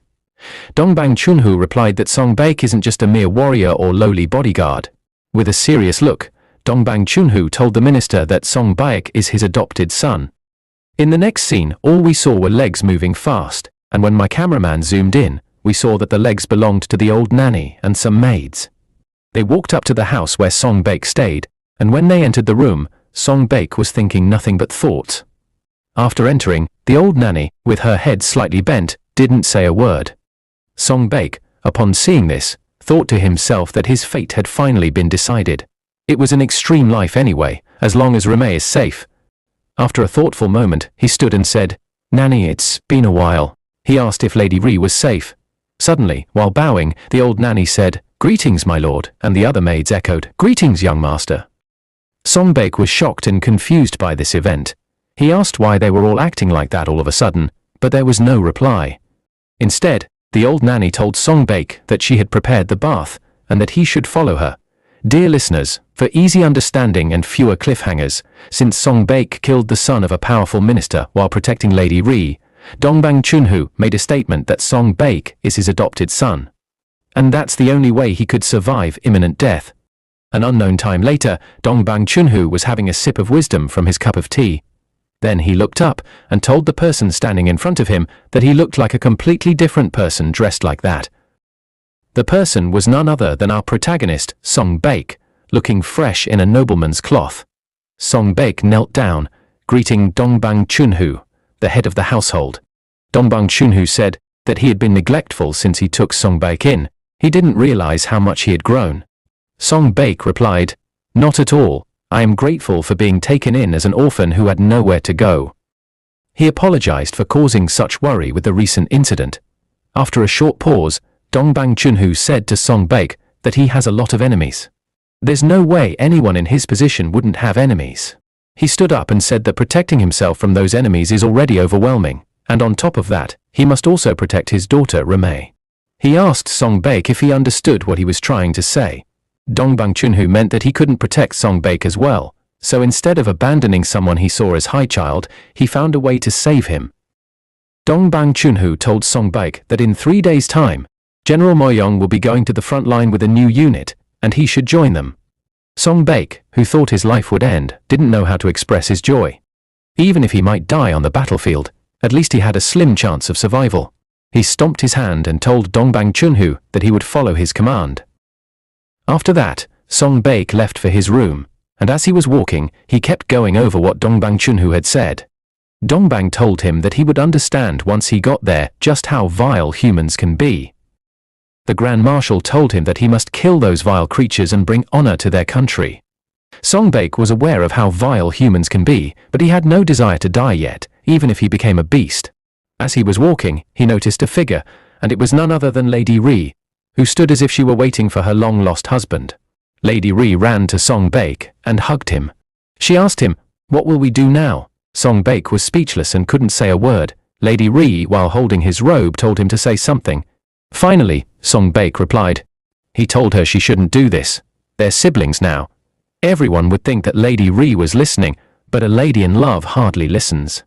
She called out to Song Baek, saying they should both run away to a place where they could live together and no one would know them. With a smile, she said he wouldn't have to kill anyone anymore. Easier said than done. Lady Ri was shocked to see Song Baek removing her hands. He then said to her that he was sorry, but he had to follow her father's command. A few days before the journey to the battlefield, Song Baek, fully dressed, went to Lady Ri's door and told her that he was leaving tomorrow. Ri Mei, listening to him, didn't say a word. Instead, she kept sewing a cloth to hold in her anger. Song Baek said that he was sorry he couldn't fulfill her wish and that they wouldn't see each other for a while. He pulled out the Song family's heirloom he had from when he was young and hung it on Ri Mei's door. He said that she should please take care of herself in the meantime and promised he would come back. Uncontrollable tears rolled down Lady Ri's face as he left, the pain of being separated from someone she was in love with weighing heavily on her. The next morning, on the day of departure, the warriors directed the workers carrying the rations for the battlefield. General Mo Young yelled that they should be careful because the supplies were worth a few years of their salary. He said they should hurry up, the supplies were for their comrades at the front line. The general noticed Song Baek, who was lost in thought, so he asked him if he hadn't said his goodbyes to the young lady yet. Song Baek replied, "No," she still seemed upset. General Mo Young said to himself that in any case, the battlefield is no place for the living, and seeing Lady Ri's face would only leave lingering regrets. Maybe it was for the best. General Mo Young told Song Baek they were about to depart so he should come along. Just as they were about to leave, the nanny called out, "Master Song Baek," telling him to wait a minute. He asked the nanny what it was, and she handed him a cloth, saying that Lady Ri asked her to give it to him. Song Baek was surprised, and with a smile, he thought to himself, so this was the reason why she wouldn't see me for 3 days. Then they left. On the other hand, Lady Ri went to a hill where she could see them leaving. While holding his pendant to her chest, she said that he must stay safe. About 3 years later, on the gruesome battlefield, where horses could even be a threat, blood splashed like rain, and bodies piled up like a construction site, our protagonist, Song Baek, after fighting for 3 years, had gained the name Sosa Lang, which means killing wolf. This man, who seemed like the leader of the battalion, ordered his minions to kill Song Baek. But our protagonist was chilling like the MC of some anime, and when they got close to him, the horses were terrified by his presence alone. On the other hand, General Mo Young, with a few soldiers remaining, stood tall to defend the border from the barbarians. The enemy, with their overwhelming force, attacked and killed most of the soldiers. But you know what? General Mo Young didn't fret because Song Baek was worth more than 1,000 soldiers. He slayed the enemies with ease and zero stress. The leader of the enemy battalion was shocked to see this. He called Song Baek a monstrous fiend and decided to fight him himself, but our protagonist didn't budge. He was so chill. He then said that all the enemies weren't humans, they were beasts, and bang, he struck the leader with his spear. After the victory of the 3rd round of the war, Song Baek, from a distance, looked at their base camp and said to himself that he made it through another day. While staring at his hand, he remembered the people he had killed and wondered who was the beast between him and them. As he was thinking of nothing but thoughts, General Mo Young came and asked him if he couldn't sleep. The general told him that tomorrow's battle would be the toughest and biggest they had faced so far. Song Baek was like, "You are still awake, General Mo Young?" And the general replied, "You stubborn brat, I told you to call me brother when we are alone." General Mo Young called Song Baek a strange one, because he followed all orders without complaints, but refused to call him brother no matter what. Song Baek responded that he was sorry. General Mo Young reminded him that it had been 3 years since they came to the battlefield, and asked Song Baek how he felt knowing he could return home once this battle was over. Song Baek replied, asking if it was really okay to go back home, since he no longer saw people as humans. Perhaps he had gone mad. General Mo Young, after a short pause, asked if he was saying this because of Lady Ri. Song Baek was speechless and tried to hide, but the general could see through him. General Mo Young, with a sharp turn, told him he didn't need to hide it and shouldn't worry, because if it's Lady Ri, she would be on his side no matter what. As the general left, he said he would head in for the night and told Song Baek not to forget to call him brother next time. Song Baek, with a sad look, said to himself that he couldn't call General Mo Young brother, because to him, calling someone brother represented the person who abandoned him when he was younger. But someday he hoped to call General Mo Young brother, though it felt like a promise that could never be kept. The next day, on the battlefield, the barbarians with their overwhelming force engaged General Mo Young and his warriors. Most of them were being slain by the enemies. General Mo Young and his underlings were holding the front line when he noticed they were losing the battle. Amidst the battle, he asked one of his soldiers, "What's going on here? Why is there still no contact with the rear unit?" One of the soldiers informed him that the rear unit had withdrawn.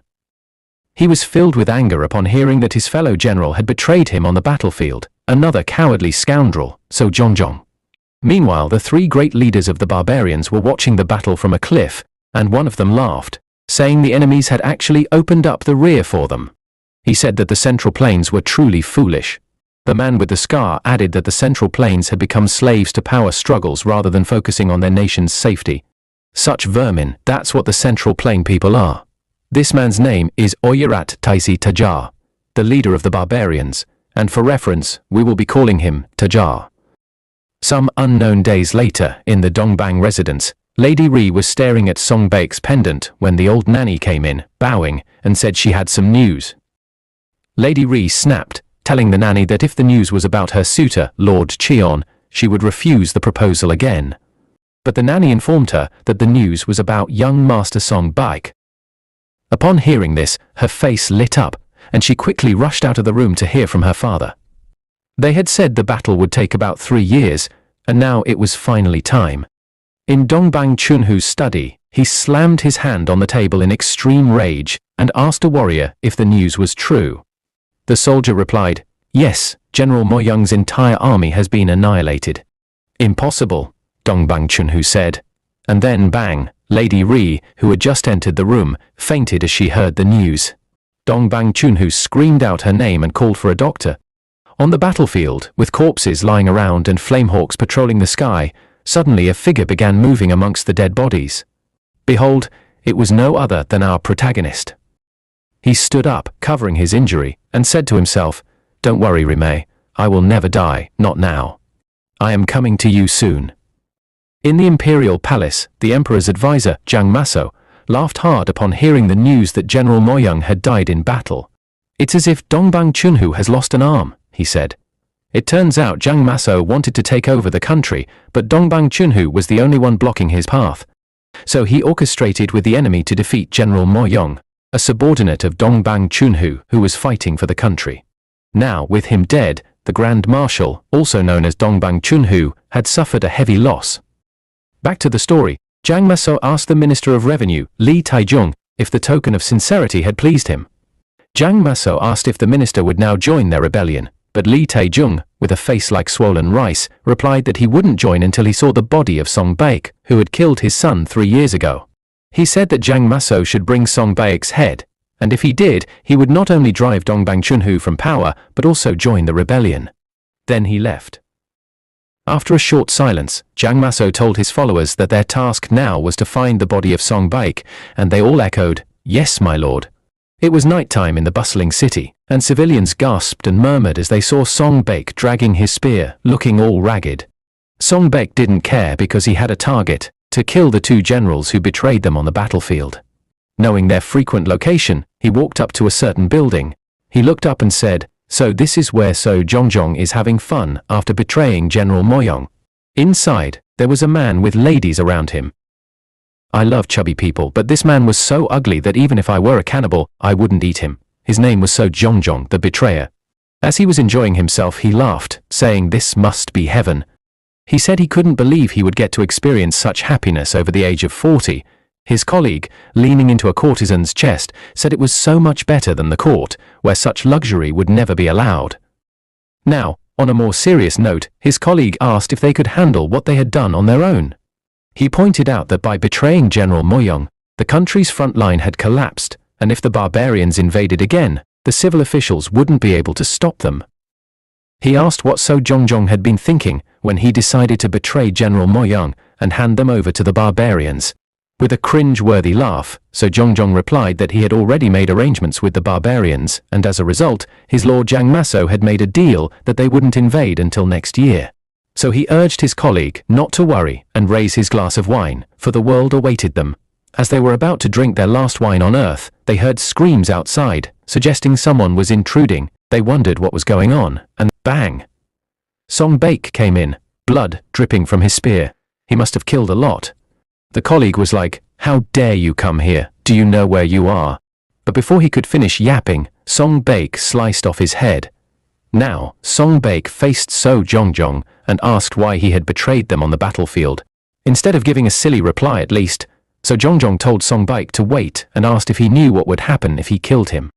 But Song Baek was not ready for his chit-chat, so he raised his spear and told So Jongjong that after he kills him, he will go for his leader, Jang Maso. And bang, all we saw was blood splashing on my camera. In that same street, a man came out of the courtesan house, with one of the courtesans begging him to stay a little bit longer. The drunk looked back and saw soldiers passing by. He wondered, what's a soldier stationed at the front line doing in the city? The soldiers paraded until they got to a place called the Eternal Peace Pavilion, and as they entered the building, Po Zhong, the pavilion leader, welcomed them, and the rest of the ladies greeted them. The man who seemed like the leader of the soldiers asked Po Zhong if she knew him. She replied that the fame of the 10 Shadows Brigade is well known in the town, so how could she not know him?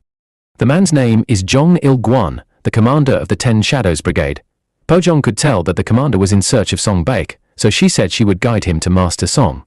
But Commander Il-guan, with a dry laugh, went close like he was about to steal a kiss. He then said that only a few know the nature of Song Baek. She's just a mere courtesan, yet she seems to know quite a lot. He told Po Zhong that he would visit again another time and didn't need her help to find Song Baek. As he was leaving, Po Zhong, slightly angry, said to herself that Il-guan, a man who rose to the position of commander of the 10 Shadows Brigade at just 30, is known for his bold character, but he's a sharp fox. Po Zhong said to herself that she needed to be careful. Commander Il-guan went to the room where his boys said they found Song Baek. When he got there, he was like, "Oh my god, what a mess Song Baek has made." With a dry laugh, he said to Song Baek that he wondered if it was possible, but he was really alive. As he looked around, he saw Song Baek sitting beside the corpse of the generals who betrayed them.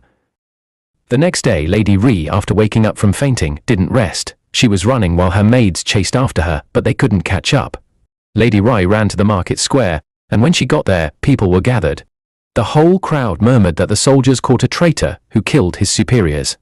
Lady Ri forced her way through the crowd, and when she finally got to the front, tears rolled down her cheeks as she saw Song Baek in a cage, but it was tears of joy because she was happy he was alive at least. In another scene, Lee Tae-jung visited Jang Maso and slammed the table angrily. He asked why Song Baek was still alive after promising to kill him. And Jang Maso, with a calm face, told him that it's not a good time to kill Song Baek yet. Dumb Lee Tae-jung asked what he meant, and Jang Maso brought him to the light by saying that Song Baek is the sole survivor of the recent battle with the Mongolian army, and all eyes are on him. Moreover, there will be an extensive investigation into why he killed his superior So Jongjong, so they should wait a bit before killing him. Lee Tae-jung, who seemed impatient, turned back and replied that he understood. He told Jang Maso to handle his affairs, and he would handle his own. Then he left angrily.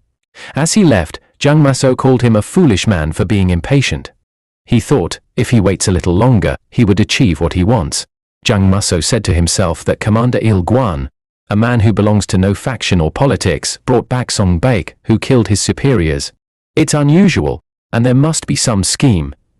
Jang Maso felt that Commander Il-guan might have evidence of his secret dealings with Taja, the barbarian leader. He folded his hands and said that he had a bad feeling about this. They must not act rashly until they understand Il-guan's intentions, whether he's on their side or not. Suddenly, Jang Maso called out his secret assassin, No Hogwan. The assassin asked if there was any task, and Jang told him to eliminate Lee Tae-jung if he did anything unnecessary, in a dungeon that's obviously a prison where high-crime prisoners are held.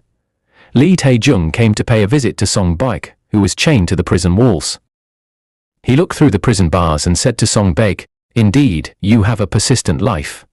Lee Tae-jung, with a disgusting expression, told Song Baek that he and that girl, Lady Ri, won't rest in peace. Upon hearing this, Song Baek, in a serious tone, replied that he would find Lee Tae-jung and kill him if he so much as touched even a single hair on Rime's head. Song Baek struggled with the chains as he yelled that he would destroy everyone associated with him.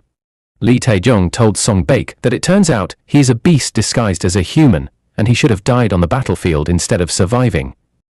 As the minister left, he informed Song Baek that both his death and Rime's death would be his fault.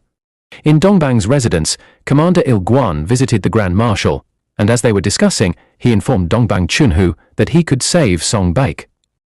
The old man spilled his tea when he heard this. However, There are conditions to be met if he wants to save him. Dong Bang Chunhu asked him what they were, and Commander Il Guan replied that he had to give him Song Baek. This is a tough decision for Dong Bang Chunhu, to give up Song Baek, and for now, he has not made a decision. Commander Il Guan stood up and asked the Grand Marshal if he had realized why General Moyoung's army was annihilated. He said, "It's obviously not something Zhong could have orchestrated alone." He told the Grand Marshal to brace himself because the people behind everything that's going on won't give up easily. The Grand Marshal was curious and asked why Commander Il Guan, someone who's uninterested in politics, would help him. With a proud grin, Il Guan replied that he was drinking buddies with General Moyoung, and it's only natural to help the brother of a close friend. Then he left. Dong Bang Chunhu had a suspicion about who was behind all that's happening, and as he thought of this he yelled, "Jiang Maso," saying that he would pay dearly for this. Meanwhile, Nahogwan was on the rooftop watching Commander Il Guan's movements. He said to himself that fortunately, it seems they haven't gathered enough evidence against Jiang Maso. Now, the problem is, Li Taejung, if he gets caught doing something unnecessary, it could be dangerous and spoil their plans. But first, Nahogwan decided to report to Jiang Maso on his findings. As he was about to leave, he heard a voice. As he looked back, he saw Lady Ri, whom he did not know. She told the old nanny to please let her go out, but the nanny insisted she shouldn't. On the other hand, Nahogwan the assassin was staring at Lady Ri curiously for an unknown reason. After the struggle, Lady Ri finally found a way to leave the house. She used a veil to cover her head so no one would notice her. But as she was walking, she wondered if it was just her imagination or if someone was actually tailing her. When she looked back, she didn't see anyone, but her guess was right. My cameraman spotted Nahogwan, the assassin. On the other hand, Jiang has been waiting for Nahogwan's feedback, not knowing that he is out there chasing a girl. As he was about to drink his favorite tea, he smashed the cup in anger that Nahogwan has not returned. He wondered what on earth was happening. Jiang Maso said to himself that no matter how skilled Nahogwan is, it was a mistake to entrust such a confidential mission to a wandering ronin with an unclear background. One of his servants asked if he was all right and came to wipe the blood off his hands. Then, a soldier came bowing to Jiang Maso, and he asked the soldier, "When is Song Baek's interrogation?" The soldier replied that the royal guards would be interrogating him the day after tomorrow. Jiang Maso put his hand on his chin, indicating deep thought. And he said to himself that once the interrogation starts, Li Taejung won't be able to make any move on Song Baek, so he will surely try to attack Song Baek before the interrogation. If the foolish Li Taejung tries to harm Song Baek, Commander Il Guan will also take action, and that will make things troublesome for Jiang Maso. Suddenly, Jiang Maso stood up and told the soldier to bring him his sword. The soldier was surprised because it's only on rare occasions that Jiang Maso uses his sword. Jiang Maso said that he would handle the issue personally. It was nighttime, and Lady Ri was walking on the streets in search of someone who could save Song Baek from execution. She walked past a lot of courtesans and prostitutes. One of them told her to just take a look around and then leave. After searching for a while, Lady Ri met a girl in a tavern and asked her where she could find a group of people known as Hao men. The girl snapped and said that she shouldn't mention such places because if she knew what Hao men was like, she wouldn't even leave her house. Lady Ri, booming with curiosity, asked the girl what Hao men are like.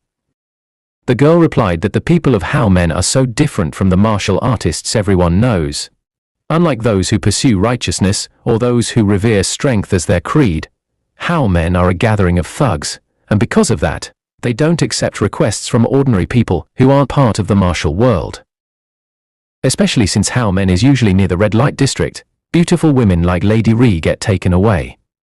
After a short pause, Lady Ri stood up and told the girl that she understood. As she was leaving the inn, she told the girl that finding the Hao men seems quite strange, so she has to find another way. The girl gave her a final warning that she shouldn't go near the Hao men.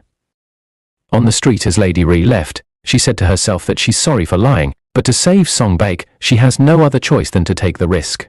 Lady Ri went to a huge man and asked him where she could find Hao men. The man said she can actually meet them if she goes to a certain courtesan house, but after a short sigh, he massaged his head that looked like an oracle and told Lady Ri that Hao men isn't just any courtesan house. He said that Lady Ri seems to be a well-bred woman and should go back home if she does not want to get into trouble. Then, in anger that her search is going nowhere, Lady Ri turned back and left. As she was leaving, the man sighed and said to himself that it seems she heard about the How men from somewhere. He said he's sorry, but it's not a place she can just meet anyone. Suddenly, a group of 4 guys who seemed like scholars called out to the man, with one of the guys holding a pink bag of money. They asked the man about the conversation with Lady Ri, promising to give him the money if he tells them.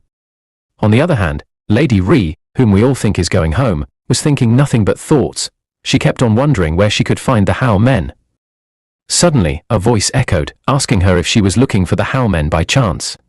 She looked back to see who it was, and it turned out to be a little boy, and the boy gave her a dry laugh. On to the next scene. The boy was leading her to the How men's base, as he walked joyfully. Lady Ri wondered how far they were going because they had stayed quite far from the central city. She asked herself if it's okay.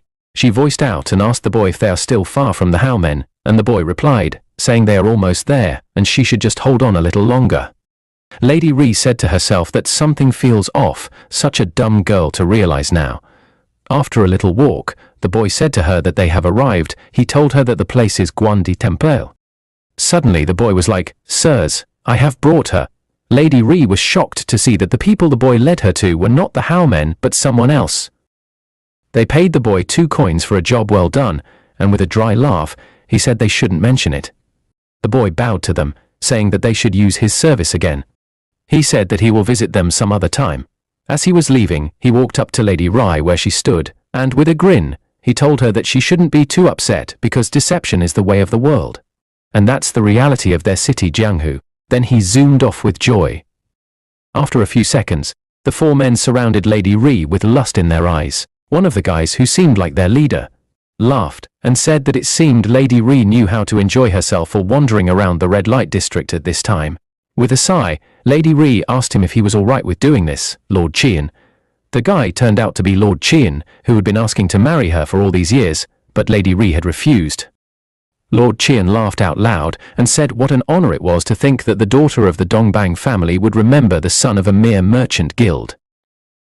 Lady Ri pulled out a knife and said that he shouldn't come any closer, and if he did, she wouldn't stand by silently. She asked Qian why he was doing this when he knew the trouble it would cause if he harmed her. Lady Ri had told him several times that she would never accept his proposal. Lord Qian, with a disgusting grin, said that it seemed there had been a misunderstanding since there was nothing like harm in his mind. He said that Lady Ri's father, Dongbang Chunhu, would actually accept this. After all, it was he who arranged the matchmaker. Meanwhile, Lady Ri was sweating while holding her dagger. Lord Qian continued and asked her if she knew that her father was currently in a difficult situation as it stood, and whether it was with him or someone else, she was destined for a political marriage. Lady Ri yelled that he shouldn't be ridiculous, because her father would never do that. But before she could complete her sentence, one of the guys surrounding her pushed her and held her on the ground, which made her drop her knife. The guy groped her chest and told her to stay still. Lady Ri screamed that he should let go of her this instant. With an irritating grin, the guy said that she shouldn't worry, because it would be good for both of them. Another guy added, yes, if she accepted all 4 of them as her husbands, Dongbang Chunhu would gain great freedom and power. Lady Ri, feeling out of breath, said to herself, these guys, they are beasts. She said that beasts were not only found on the battlefield. Then she was like, Song Baek, am sorry, with tears rolling down as her eyes closed. The guy holding her said that the other guys should wait for their turn. Since he caught her first, he should be her first husband. Then, bang! A dagger struck his forehead, and blood splattered out. He freed Lady Ri as he fell down to his deathbed. The other guys were shocked upon seeing this. They were like, what is happening? Did he just die?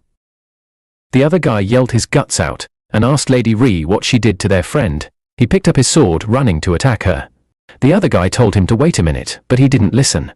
He called Lady Ri a crazy bastard as he tried to stab her. Lady Ri insisted that she wasn't the one who killed their friend. She wondered who on earth did. As the guy was about to slay Lady Ri, 2 daggers came flying and sliced his head and hand off his body, and then he died. Lady Ri was shocked by what was happening. It was as if heaven were helping her. But who actually was the heaven? Let's see. Lady Ri yelled, what on earth is happening? But as she looked up, a voice said, unfortunately, the fun ends here. It turned out to be an assassin wearing a mask. From the rooftop, the assassin said that he was grateful they brought Lady Dongbang Ri out here, but he couldn't leave any witnesses. The two guys were speechless, and in fear, the other guy began running. Lord Qian asked him where he was running to, and he replied that he did not want to die. Bang! His head was separated from his neck as if it were in Squid Game. Another assassin came carrying the boy who misled Lady Ri to this place and said, what pathetic trash. Lady Ri was shocked and said to herself that that boy was the child from earlier. The assassin carrying the boy dropped him and asked his colleagues if he had to take care of all the witnesses by himself. He looked up and called the other guy on the rooftop, telling him to come down. Suddenly, about 5 assassins emerged from the shadows, surrounding Lady Ri and the other 2 guys. Lord Qian was shocked and didn't know where to look, whether left or right. Then he knelt down and begged the assassins to please spare him. He said that he was the son of a well-known merchant guild and would do anything if they spared him. The assassin with a serious look said, "Oh, you will do anything?" Lord Qian replied, "Yes, I will do anything, just say the word." Bang! The assassin used a scythe to stab his head, saying that he could simply die, and blood splattered out. After a short pause, one of the assassins with a suspicious look glanced at Lady Ri. He was like, "Is that woman Dongbang Ri?" He said to himself that she was incredibly beautiful. No wonder she captured the hearts of all men in the city. Since she was going to die anyway, he might as well have some fun with her. Suddenly, a guy came attacking all the assassins. What a twist! The assassins asked who he was, and one of them threw his chain scythe at him, but he dodged it, and it got stuck in a tree. The guy began walking on the chain, and upon seeing this, the assassin was familiar with that footwork.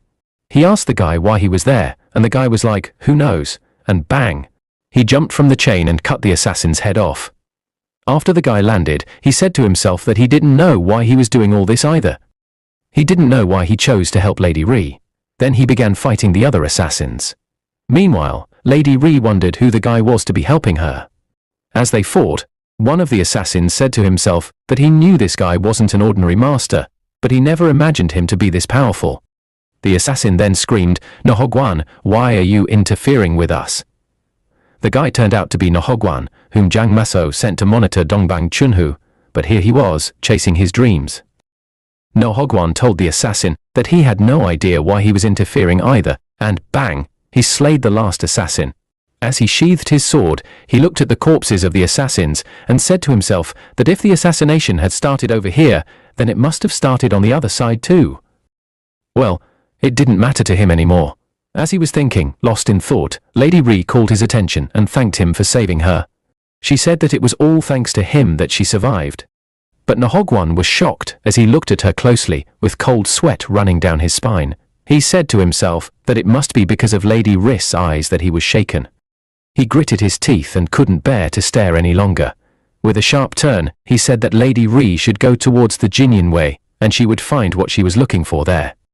After a short pause, Lady Ri bowed and said, thank you so much." Then she left to continue her search. In a dungeon that's obviously a prison, about 5 Imperial guards walked down the stairs, and after passing a few cells, they opened one of the doors and told Song Baek to get up, it's time for interrogation.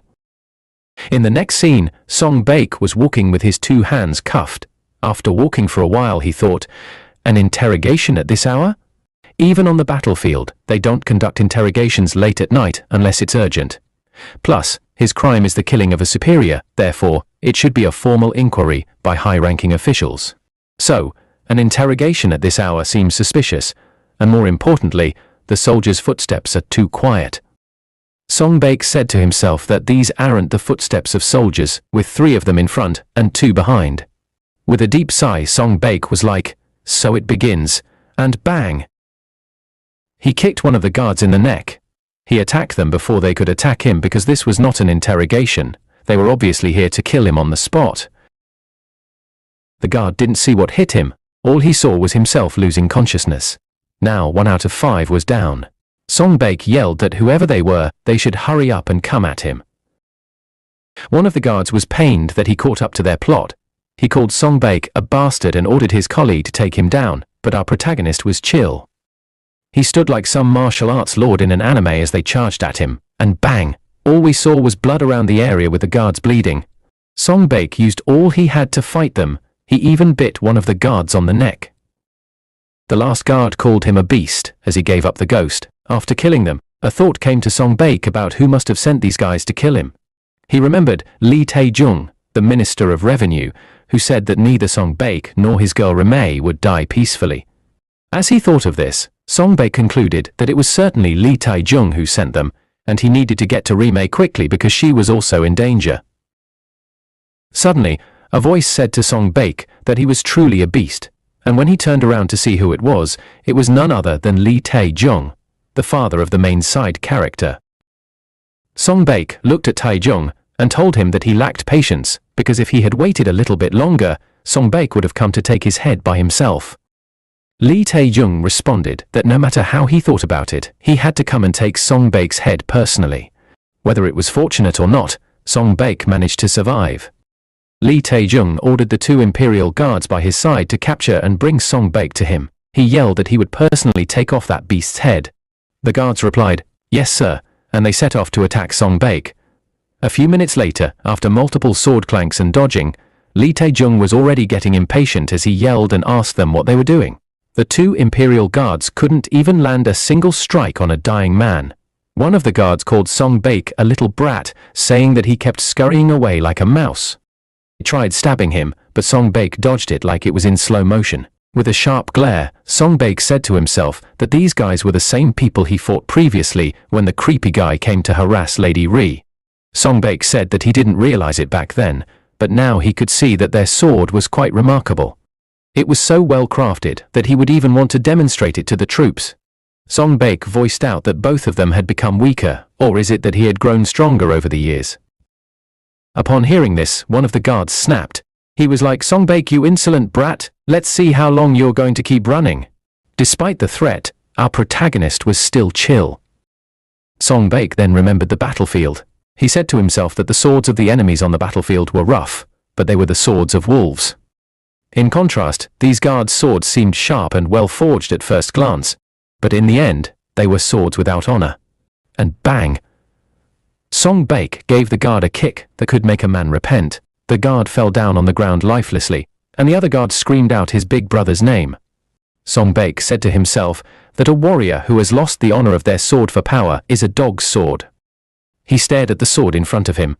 Meanwhile, the other guard, enraged that his brother was killed, launched an attack on Song Baek. As he was about to stab our protagonist, Song Baek used his foot to pick up the sword in his hand, and bang! He stabbed the other guard without looking. The guard fell to the ground with about 10 liters of blood flowing out. On the other hand, Lee Tae-jung was scared and frightened by the sight. He was like, "No way, all the people I sent were defeated by him." He looked at Song Baek and said he was not a human. He called Song Baek a beast. In fear, he decided to run away for dear life. Song Baek looked at Lee Tae-jung and called him a foolish man. Did he really think he could survive after causing all this trouble? Suddenly, Song Baek was stunned and speechless by what he saw. He saw a figure, and when my cameraman zoomed closer, it was Lady Ri. She was also shocked to see Song Baek. Song Baek, still stunned, couldn't voice out. He could only wonder why Lady Ri was here of all times. On the other hand, Lee Tae-jung laughed evilly and said that heaven hadn't abandoned him after all. Song Baek yelled that Rimei should run away. Lee Tae-jung said to himself that as long as he had Lady Ri, that beast called Song Baek would succumb to him. So he reached for Lady Ri and tried to grab her. But before he could reach her, he was sliced into pieces by a familiar man whom you all might know if you have been following. The man had an aura similar to Michael Jackson's. He was wearing a mask to keep the viewers in suspense. He called dead Lee Tae-jung a foolish man and said he had warned him many times not to cross his boundaries. Suddenly, the man's sword became flexible and he wrapped it around his wrist. He then said that thanks to Lee Tae-jung, he could kill Song Baek more easily. With a sharp turn, he looked at the frightened Lady Ri, and after a short pause, he said that the rumors didn't do her justice. Now he understood why the men in the capital were restless. He said she was beautiful enough to bring down a nation. But Lady Ri didn't know what was happening. Her body just wouldn't move. Maybe it was because of the man's intimidating aura. With an evil look, the masked man said to himself that if he utilized Lady Ri, he could control the emperor and bring down Dongbang Chunhu. So he stretched out his hand and told Lady Ri to take his hand, and she would give her the world. Lady Ri was stunned and asked him what he was talking about. Song Baek, who had been in the background, yelled that he should get away from Rimei. With his cuffed hands, he held a sword and ran towards the masked man. The man used his flexible sword to block the attack, leaving Song Baek surprised by his strength. With a dry laugh, the masked man said to Song Baek that he thought he was a beast, but he knew how to use the sword quite well. Then he made a gesture, and his sword bent towards Song Baek's face. Our protagonist was shocked and now realized that the man's sword was a snake. It was dangerous, and he had to dodge. Luckily for Song Baek, he dodged it. The masked man laughed and said that Song Baek using Neriotagon to dodge the attack was a wise choice indeed. Neriotagon is a technique used to urgently evade attacks by rolling on the ground. Unfortunately, the masked man had more than one snake. He told Song Baek that if he could dodge this too, he would let him live. And bang! He used his skill known as Four Dragon, and 3 venomous snakes appeared from his sword. Lady Ri, who has been watching the fight, screamed Song Baek's name. All we saw was an explosion and smoke in the area where Song Baek stood. After the smoke cleared, the masked man exclaimed that Song Baek was incredible. He actually managed to dodge his attack.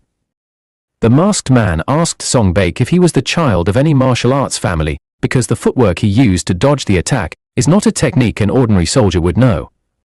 Song Baek gritted his teeth and said to himself that he was helped again by memories he'd rather forget. Then he looked up and told the masked man that he is from no martial arts family. After a short pause, the man said, well, a promise is a promise, so he will let Song Baek live. But there's one thing he is curious about. He heard Song Baek is Dongbang Chunhu's adopted son, but are he and Lady Ri really siblings? No matter how he looks at it, Lady Ri's eyes don't reflect the concern a sister has for her brother, and Song Baek's gaze isn't exactly sibling-like either. This statement put both Song Baek and Lady Ri in shock. It was an undeniable fact. The masked man said that he is not criticizing them and they shouldn't get him wrong, he actually has a fondness for taboo. With anger, Song Baek said to himself that now he understands the true identity of the masked man, a mouth that speaks the name of the Grand Marshal so lightly. A feminine manner of speech that contrasts with his formidable martial skill. This masked man is none other than the head of Dongchang and the emperor's direct overseer of the military forces in Beijing and Nanjing. He is Jiang Maso, the mastermind behind all of this and the Grand Marshal's greatest enemy. Song Baek picked up his sword to fight, but suddenly, Jiang Maso asked, how about he joins him in the rebellion? Jiang Maso said that with General Moyang dead, the Grand Marshal had become a toothless tiger. Even if it's not Jiang Maso, he will soon become prey for his other enemies. Jiang Maso said that if Song Baek joins him, he will help him achieve everything he dreams of. After a short pause, Song Baek couldn't reply. Suddenly, a voice echoed, calling out Song Baek. Jiang Maso looked back, and it was Commander Il Guan with his soldiers. He then told Song Baek that it seems their conversation ends here. He told him to give the offer serious thought, and in an instant, he flew into the sky. As he left, Song Baek was like, Jiang Maso is a truly terrifying individual, both in martial arts and schemes. As he was thinking, Lady Ri ran and hugged him tight. He told her to wait, but she said she won't let go ever again. The soldiers, upon seeing this, were like, oh wow, what a touching scene. Dongbang Chunhu was behind the soldiers, and with anger, he supposed he could take Jiang Maso as a corpse. The next morning, Lady Ri was seen running in a passage and bumped into the maids who were gossiping. With glee she apologized, and as she left, one of the maids asked why she's in such a hurry, she seems really cheerful today. Another maid responded, oh, it's because Master Song Baek came back yesterday. After running for a while, she stopped at an entrance to catch her breath. She opened the door and called out to Song Baek, saying that they should have breakfast, but she was surprised that he was not in the room. In another scene, Song Baek was dressed in a nobleman's clothes as he walked behind the Grand Marshal. They finally got to a flyover bridge, but they didn't say a word, so Song Baek wondered what this is all about, the Grand Marshal suddenly asking him for a walk. To break the silence, Dongbang Chunhu said that it's the first time he is taking a walk with him, and Song Baek replied, yes. Dongbang Chunhu thanked Song Baek for avenging General Moyang, who was like a son to him. But the Grand Marshal couldn't avenge him due to his position, and if it weren't for Song Baek, Rime would have faced great danger as well. With a serious look, he told Song Baek that he is always indebted to him, but Song Baek, while bowing, replied that it's nothing compared to the grace that the Grand Marshal had bestowed upon him. With a commanding tone, the Grand Marshal told Song Baek to bring him to Jar's head, and if he could do that, he will grant Song Baek whatever he desires. It was already evening, and in the bustling street, Song Baek was still going through what the Grand Marshal said to him. He asked himself if there's anything he desires. As he was lost in thought, a familiar voice called his name from a distance. When he looked up, it was none other than Lady Ri, who stood like an annoyed girlfriend. She folded her arms and asked Song Baek if he's going to keep doing this. Confused, Song Baek asked her what was wrong. Lady Ri responded, "What does he mean by what's wrong?" She wanted to have breakfast with him after so long, but he disappeared. They finally got to go out together, but he isn't even paying attention to her. "What is he thinking about?" Lady Ri asked. As Song Baek looked at her, he asked himself again what he truly desires, and it seems like the answer is in front of him. Lady Ri, who was still nagging, asked if he is listening to her. With a wide grin, Song Baek laughed out loud. Rime snapped and asked him what was funny. Suddenly, Song Baek gave Rime a tight hug. She was shocked, her face all red and blushing. Song Baek then said to her ear that he will never let go of her again. This statement got Lady Ri all teared up, and she replied, "Yes, Song Baek, don't let go again." In another scene, Commander Il Guan yelled at the Grand Marshal to repeat what he just said. The Grand Marshal responded that it is true he asked for Tajar's head. Il Guan asked him if he knows what that means. If anything goes wrong, Song Baek's life could be in danger. The Grand Marshal slammed his cup of tea and replied that he staked something more precious than his own life. Shouldn't he demand a corresponding price in return? Now Commander Il Guan understands what the Grand Marshal is implying, and he said to himself that for the Grand Marshal to use even his own daughter in such a situation, he is truly a fearsome individual. The next day, Song Baek and Commander Il Guan on a horse stood in front of some warriors. Il Guan said to Song Baek that these are the Yungun, known as hidden soldiers, and as he could see, they are an army composed of criminals of all kinds and ranks. From now on, they will be the army that Song Baek would lead. Commander Il Guan said that given his merits in the previous war, Song Baek deserves elite soldiers, but despite the betrayal, the offense of killing his superiors is extremely grave. However, if he achieves merit in this current battle, he can be pardoned. Il Guan asked Song Baek if he understands, and he replied, "Yes, I do." As they were about to leave, a voice was telling the young lady to stop. They told her to wait a minute, but she didn't listen. Lady Ri ran to Song Baek, breathing heavily, and with teary eyes, she was like, "You liar, you said you'd never let go again, you said this time would be different, so why? Why are you leaving again?" She cried uncontrollably, not minding the people around her. The outwardly manly protagonist hugged her and said that this will be the last time he leaves her. He told Rime that when he returns this time, they should get married. Upon hearing this, Lady Ri's eyes were filled with glee, and her tears dried up. She asked him if he really meant that, and Song Baek replied, "Yes, he promised." With joy, she hugged him again, and all the soldiers cheered for them. Damn, how will we single guys survive? My cameraman also spotted this mysterious Nohogwan amongst the army Song Baek would be leading. In the Eternal Pavilion, generals welcomed and congratulated Commander Il Guan for becoming the new governor. With a smile, Il Guan replied that he's the one who became the new governor, but they seem happier than he is. Commander Jia Hyuk responded, saying, "How could they not be happy when they've broken free from Jang Maso's control?" Suddenly, a lady in red came and asked if he had been well, then bowed and greeted the newly appointed governor. Il Guan turned to Lady Pojong and asked if it would be all right spending a day with him. With a clear expression, she replied that she would do her best to serve him. Then they all went on to enjoy their return from the front lines, hoping to drink to their heart's content tonight. But Pojong, with a glare, still doesn't understand Il Guan, who's as cunning as a fox. As they were drinking, Commander Jia Hyuk exclaimed, saying that hearing the news of their blow against Jang Maso made him feel like 10 years of stress had melted away. After a short pause, Il Guan thought to himself that Commander Jia Hyuk, who is no friend of his, reported their corruption as Zhongzhong's subordinate under Jang Maso. Regardless of the circumstances, he betrayed his superior. Il Guan wondered what he should do. Suddenly, Commander Jia Hyuk thanked Il Guan as if reading his mind, and said that whether he wanted to or not, he played a part in General Mo Young's death, so he thanked Il Guan for giving him a chance to make amends for that mistake. With a smile, Il Guan responded that it's he who should be thanking Jia-hyuk, then raised a toast to him. After a few hours of drinking, empty jars and cups lay around, and Jia-hyuk, with slurred words, said he wished he could have seen the frustration on Jang Maso's face directly. Il Guan, with a dry laugh, told Jia-hyuk he was already drunk. Jia-hyuk added that he was drunk from such good news. Striking a blow against those corrupting the country was such a wonderful feeling. Now, with a serious tone, Jia-hyuk asked Il Guan if he was sure about the new third-rank leader. It's a critical position to command the hidden soldiers, and he heard he's just a youngster, not even in his prime. Il Guan dropped his cup of wine and assured Jia-hyuk that Song Baek, the new third-rank leader, has probably taken down 10 times more enemies than the Mongolian general he killed. It was nighttime in another scene. The sky was clear, and Song Baek thought, so he's come back to this hell called the battlefield again. This time, for sure, he has to win.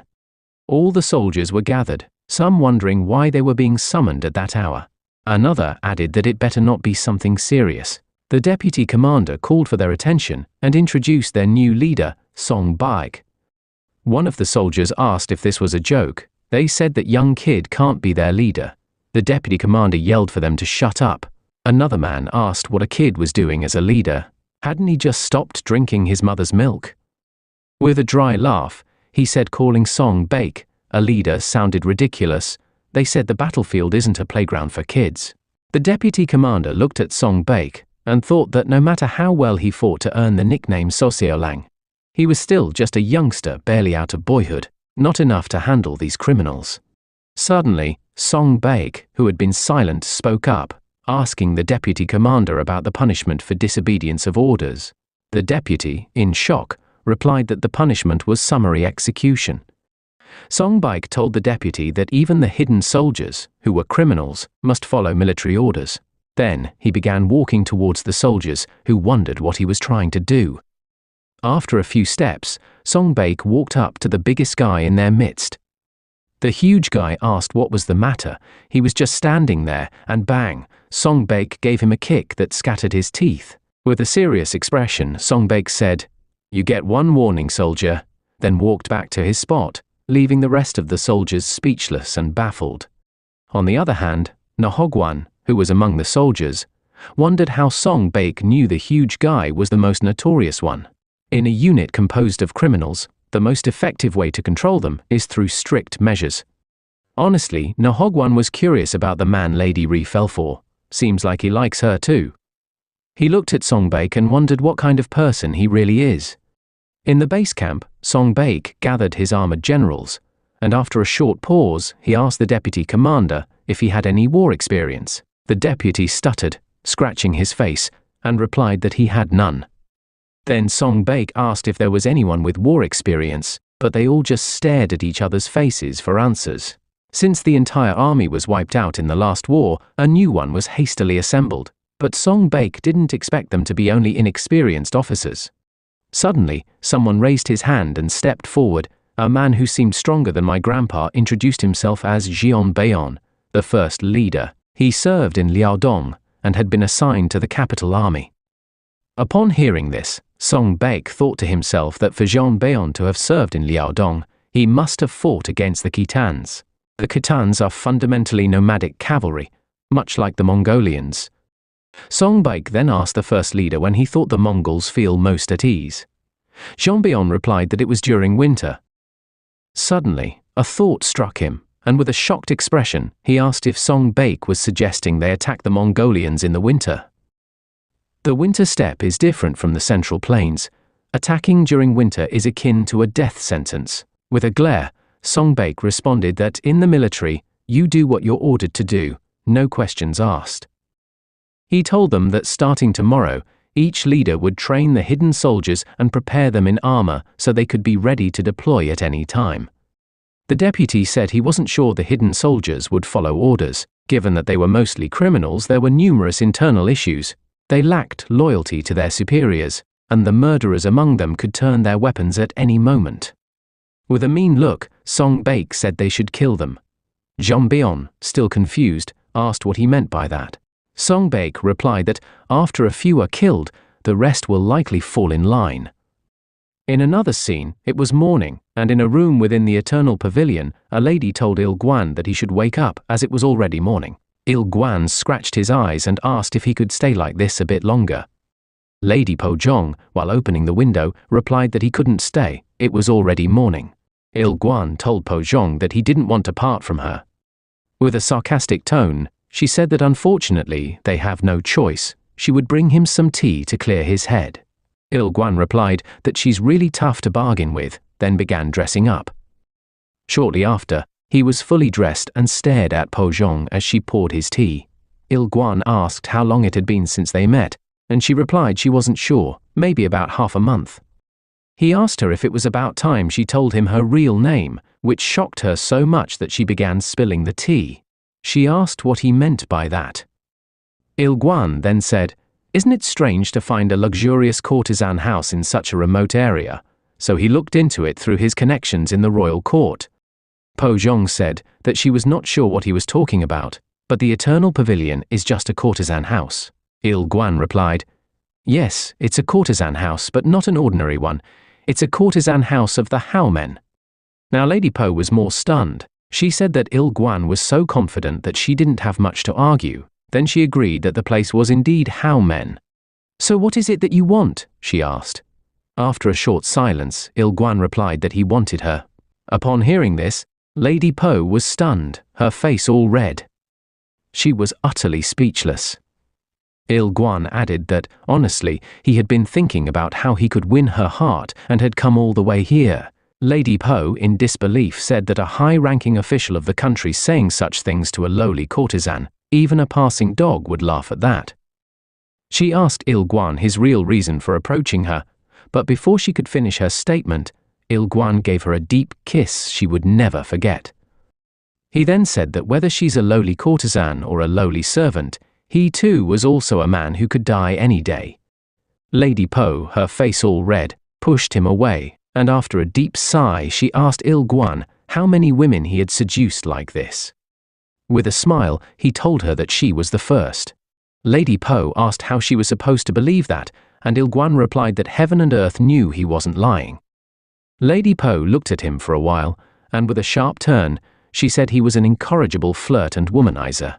Then she walked towards the door. Il Guan scratched his face and wondered if this meant she had rejected him. Suddenly, Lady Po said that her real name was Yom Okg. She looked at him and said that was her name. In an instant, Il Guan felt like a young boy, with joy flowing that he had succeeded. In the next scene, with a sky as bright as my day, Governor Il Guan was humming in the fields. He said to himself, how amusing, the sky above this dreary frontier looks so clear. Now, with a saddened expression, he looked up and asked General Moyoung what he should do. He said, "This fool of an older brother still can't make a decision whether to save Song Baek or not. Dongbang Chunhu, whom General Moyoung saw as a father, wants to send Song Baek to a death trap, but saving Song Baek means betraying Dongbang Chunhu's wishes, and following Dongbang's orders means sending Song Baek to his death."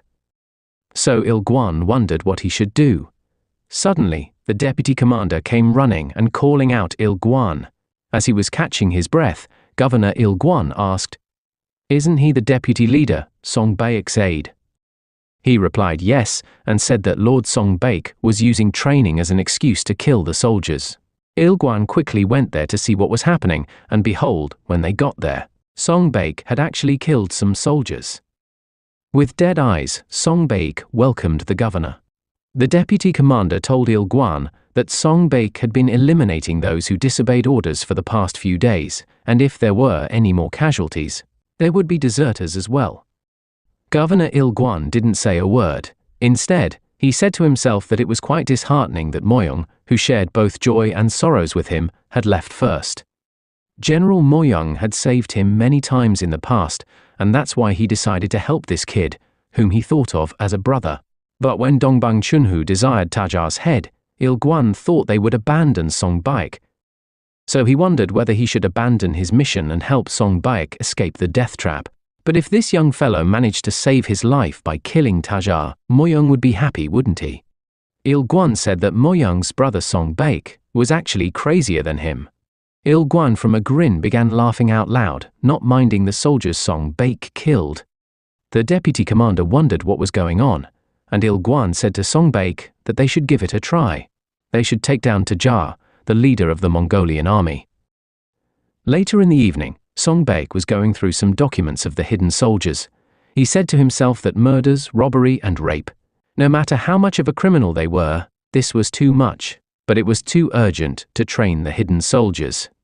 Suddenly, the deputy commander came and said to Song Baek that the governor was calling for him. A few minutes later, he went to Governor Il Guan and was told to come in. Il Guan said they should have a drink, but Song Baek refused and asked the reason he was called.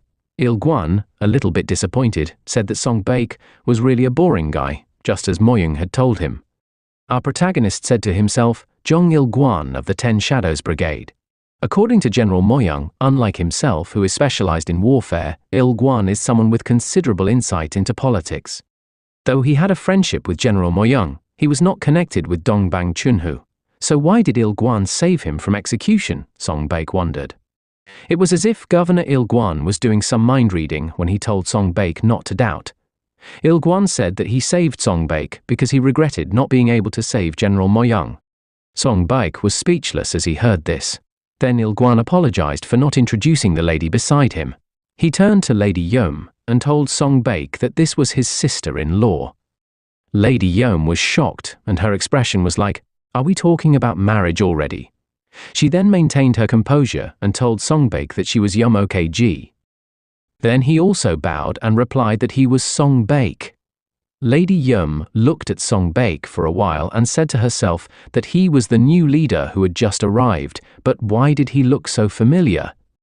Il Guan, who noticed her confusion, asked what she was staring about. He reminded her that she and Song Baek had met in the past. Maybe she had forgotten. Lady Yum tried to think about where she saw Song Baek. After a short pause, a thought struck her head. She said that she remembered those eyes now. So he was the young general from back then who had killed the superiors who betrayed General Moyang. Lady Yum couldn't recognize him because he was all ragged and covered in blood back then. Calling their attention, Il Guan asked if they should now slowly get to the main point of the meeting.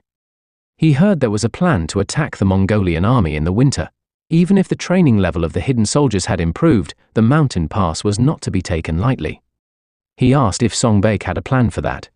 As they were discussing, Lady Yum said to herself that when winter comes, the place called Haiyu, where Tajar is stationed, becomes an impregnable fortress. For the Central Army, which is weak against the cold, going there would be suicidal. Moreover, to reach Tajar, they would have to pass through the dusky mountain range. Song Baek responded that he would break through the fortress at Oj Pass, located in the dusky mountain range, with a small elite force from his soldiers. Il Guan said that this was the first time he had heard of a fortress being there. He asked if Song Baek had any evidence of the fortress, and Song Baek replied that he confirmed it during the last battle when he retreated with General Moyang. The reason the fortress has remained unknown until now is because none of the Central Plains soldiers who passed through there survived. Furthermore, the dusky mountain range is at a high elevation, making it a terrain with heavy fog and clouds. Until now, the fog had favored the enemies, but conversely, if they used it, they could turn the situation around. Governor Il Guan said that a guerrilla operation utilizing the fog with a small elite force. Is Song Baek trying to use fire tactics? Fire tactics is a strategy that employs fire for attacking enemies. Song Baek said to himself that he had only mentioned attacking with a small force, yet Il Guan had grasped the entire plan at once. He certainly was not to be underestimated. Song Baek also said to himself that the key to this operation was gunpowder, and it is the most tightly controlled military supply in the court. With Jiang Maso's tight supervision, Song Baek wondered how he could get gunpowder. Now everything seemed like Il Guan was doing some mind reading, as he asked Lady Yom how much gunpowder she could acquire for him. Lady Yom gave a deep sigh and said, "First he asked for money, now it's gunpowder. Just one wrong connection with a partner and look at the trouble she's in." After her nagging, she asked Song Baek how much gunpowder he would need. Our protagonist was dumbfounded. He wondered who on earth she was to have access to gunpowder. With a laugh, Il Guan said, It seems my brother is confused about his sister-in-law's identity. He told Song Baek that, whether he believes it or not, his sister-in-law is the branch manager of the powerful How men. Song Baek, upon hearing this, was shocked. Then, with a serious expression, Il-gwan assured him that the gunpowder issue was resolved. He asked Song Baek if he had thought about which of the criminals to select for the mission. In another scene, on the training grounds where the hidden soldiers train, No Hogwan, whose identity is still mysterious, said to himself that this lifestyle was getting a bit tiresome. The war was about to start, so he should hurry and distance himself. After a short pause, he gritted his teeth. Thinking about it made him angry, but he had come all this way because of that woman, Lady Ri. He wanted to see the man she fell for, and now he's in this mess. He wondered if he should at least slap that brat Song Baek before he leaves. As No Hogwan was deep in thought, one of the leaders snapped that he wasn't training properly, and he apologized. Suddenly, a voice echoed, instructing everyone to pay attention. The soldiers murmured, "Ah, Master Song is here. Who is he planning to kill today?" Another cautioned them to keep quiet, reminding them that Master Song could hear everything they said. Suddenly, Song Baek dropped a bag of money. Upon seeing this, the soldiers were filled with awe. Song Baek then said that the taels of silver were the prize for those selected for this mission. If they wanted the money, they should feel free to reduce the number of people to 5 on their own, a ruthless and quicker way to pick the best of the best.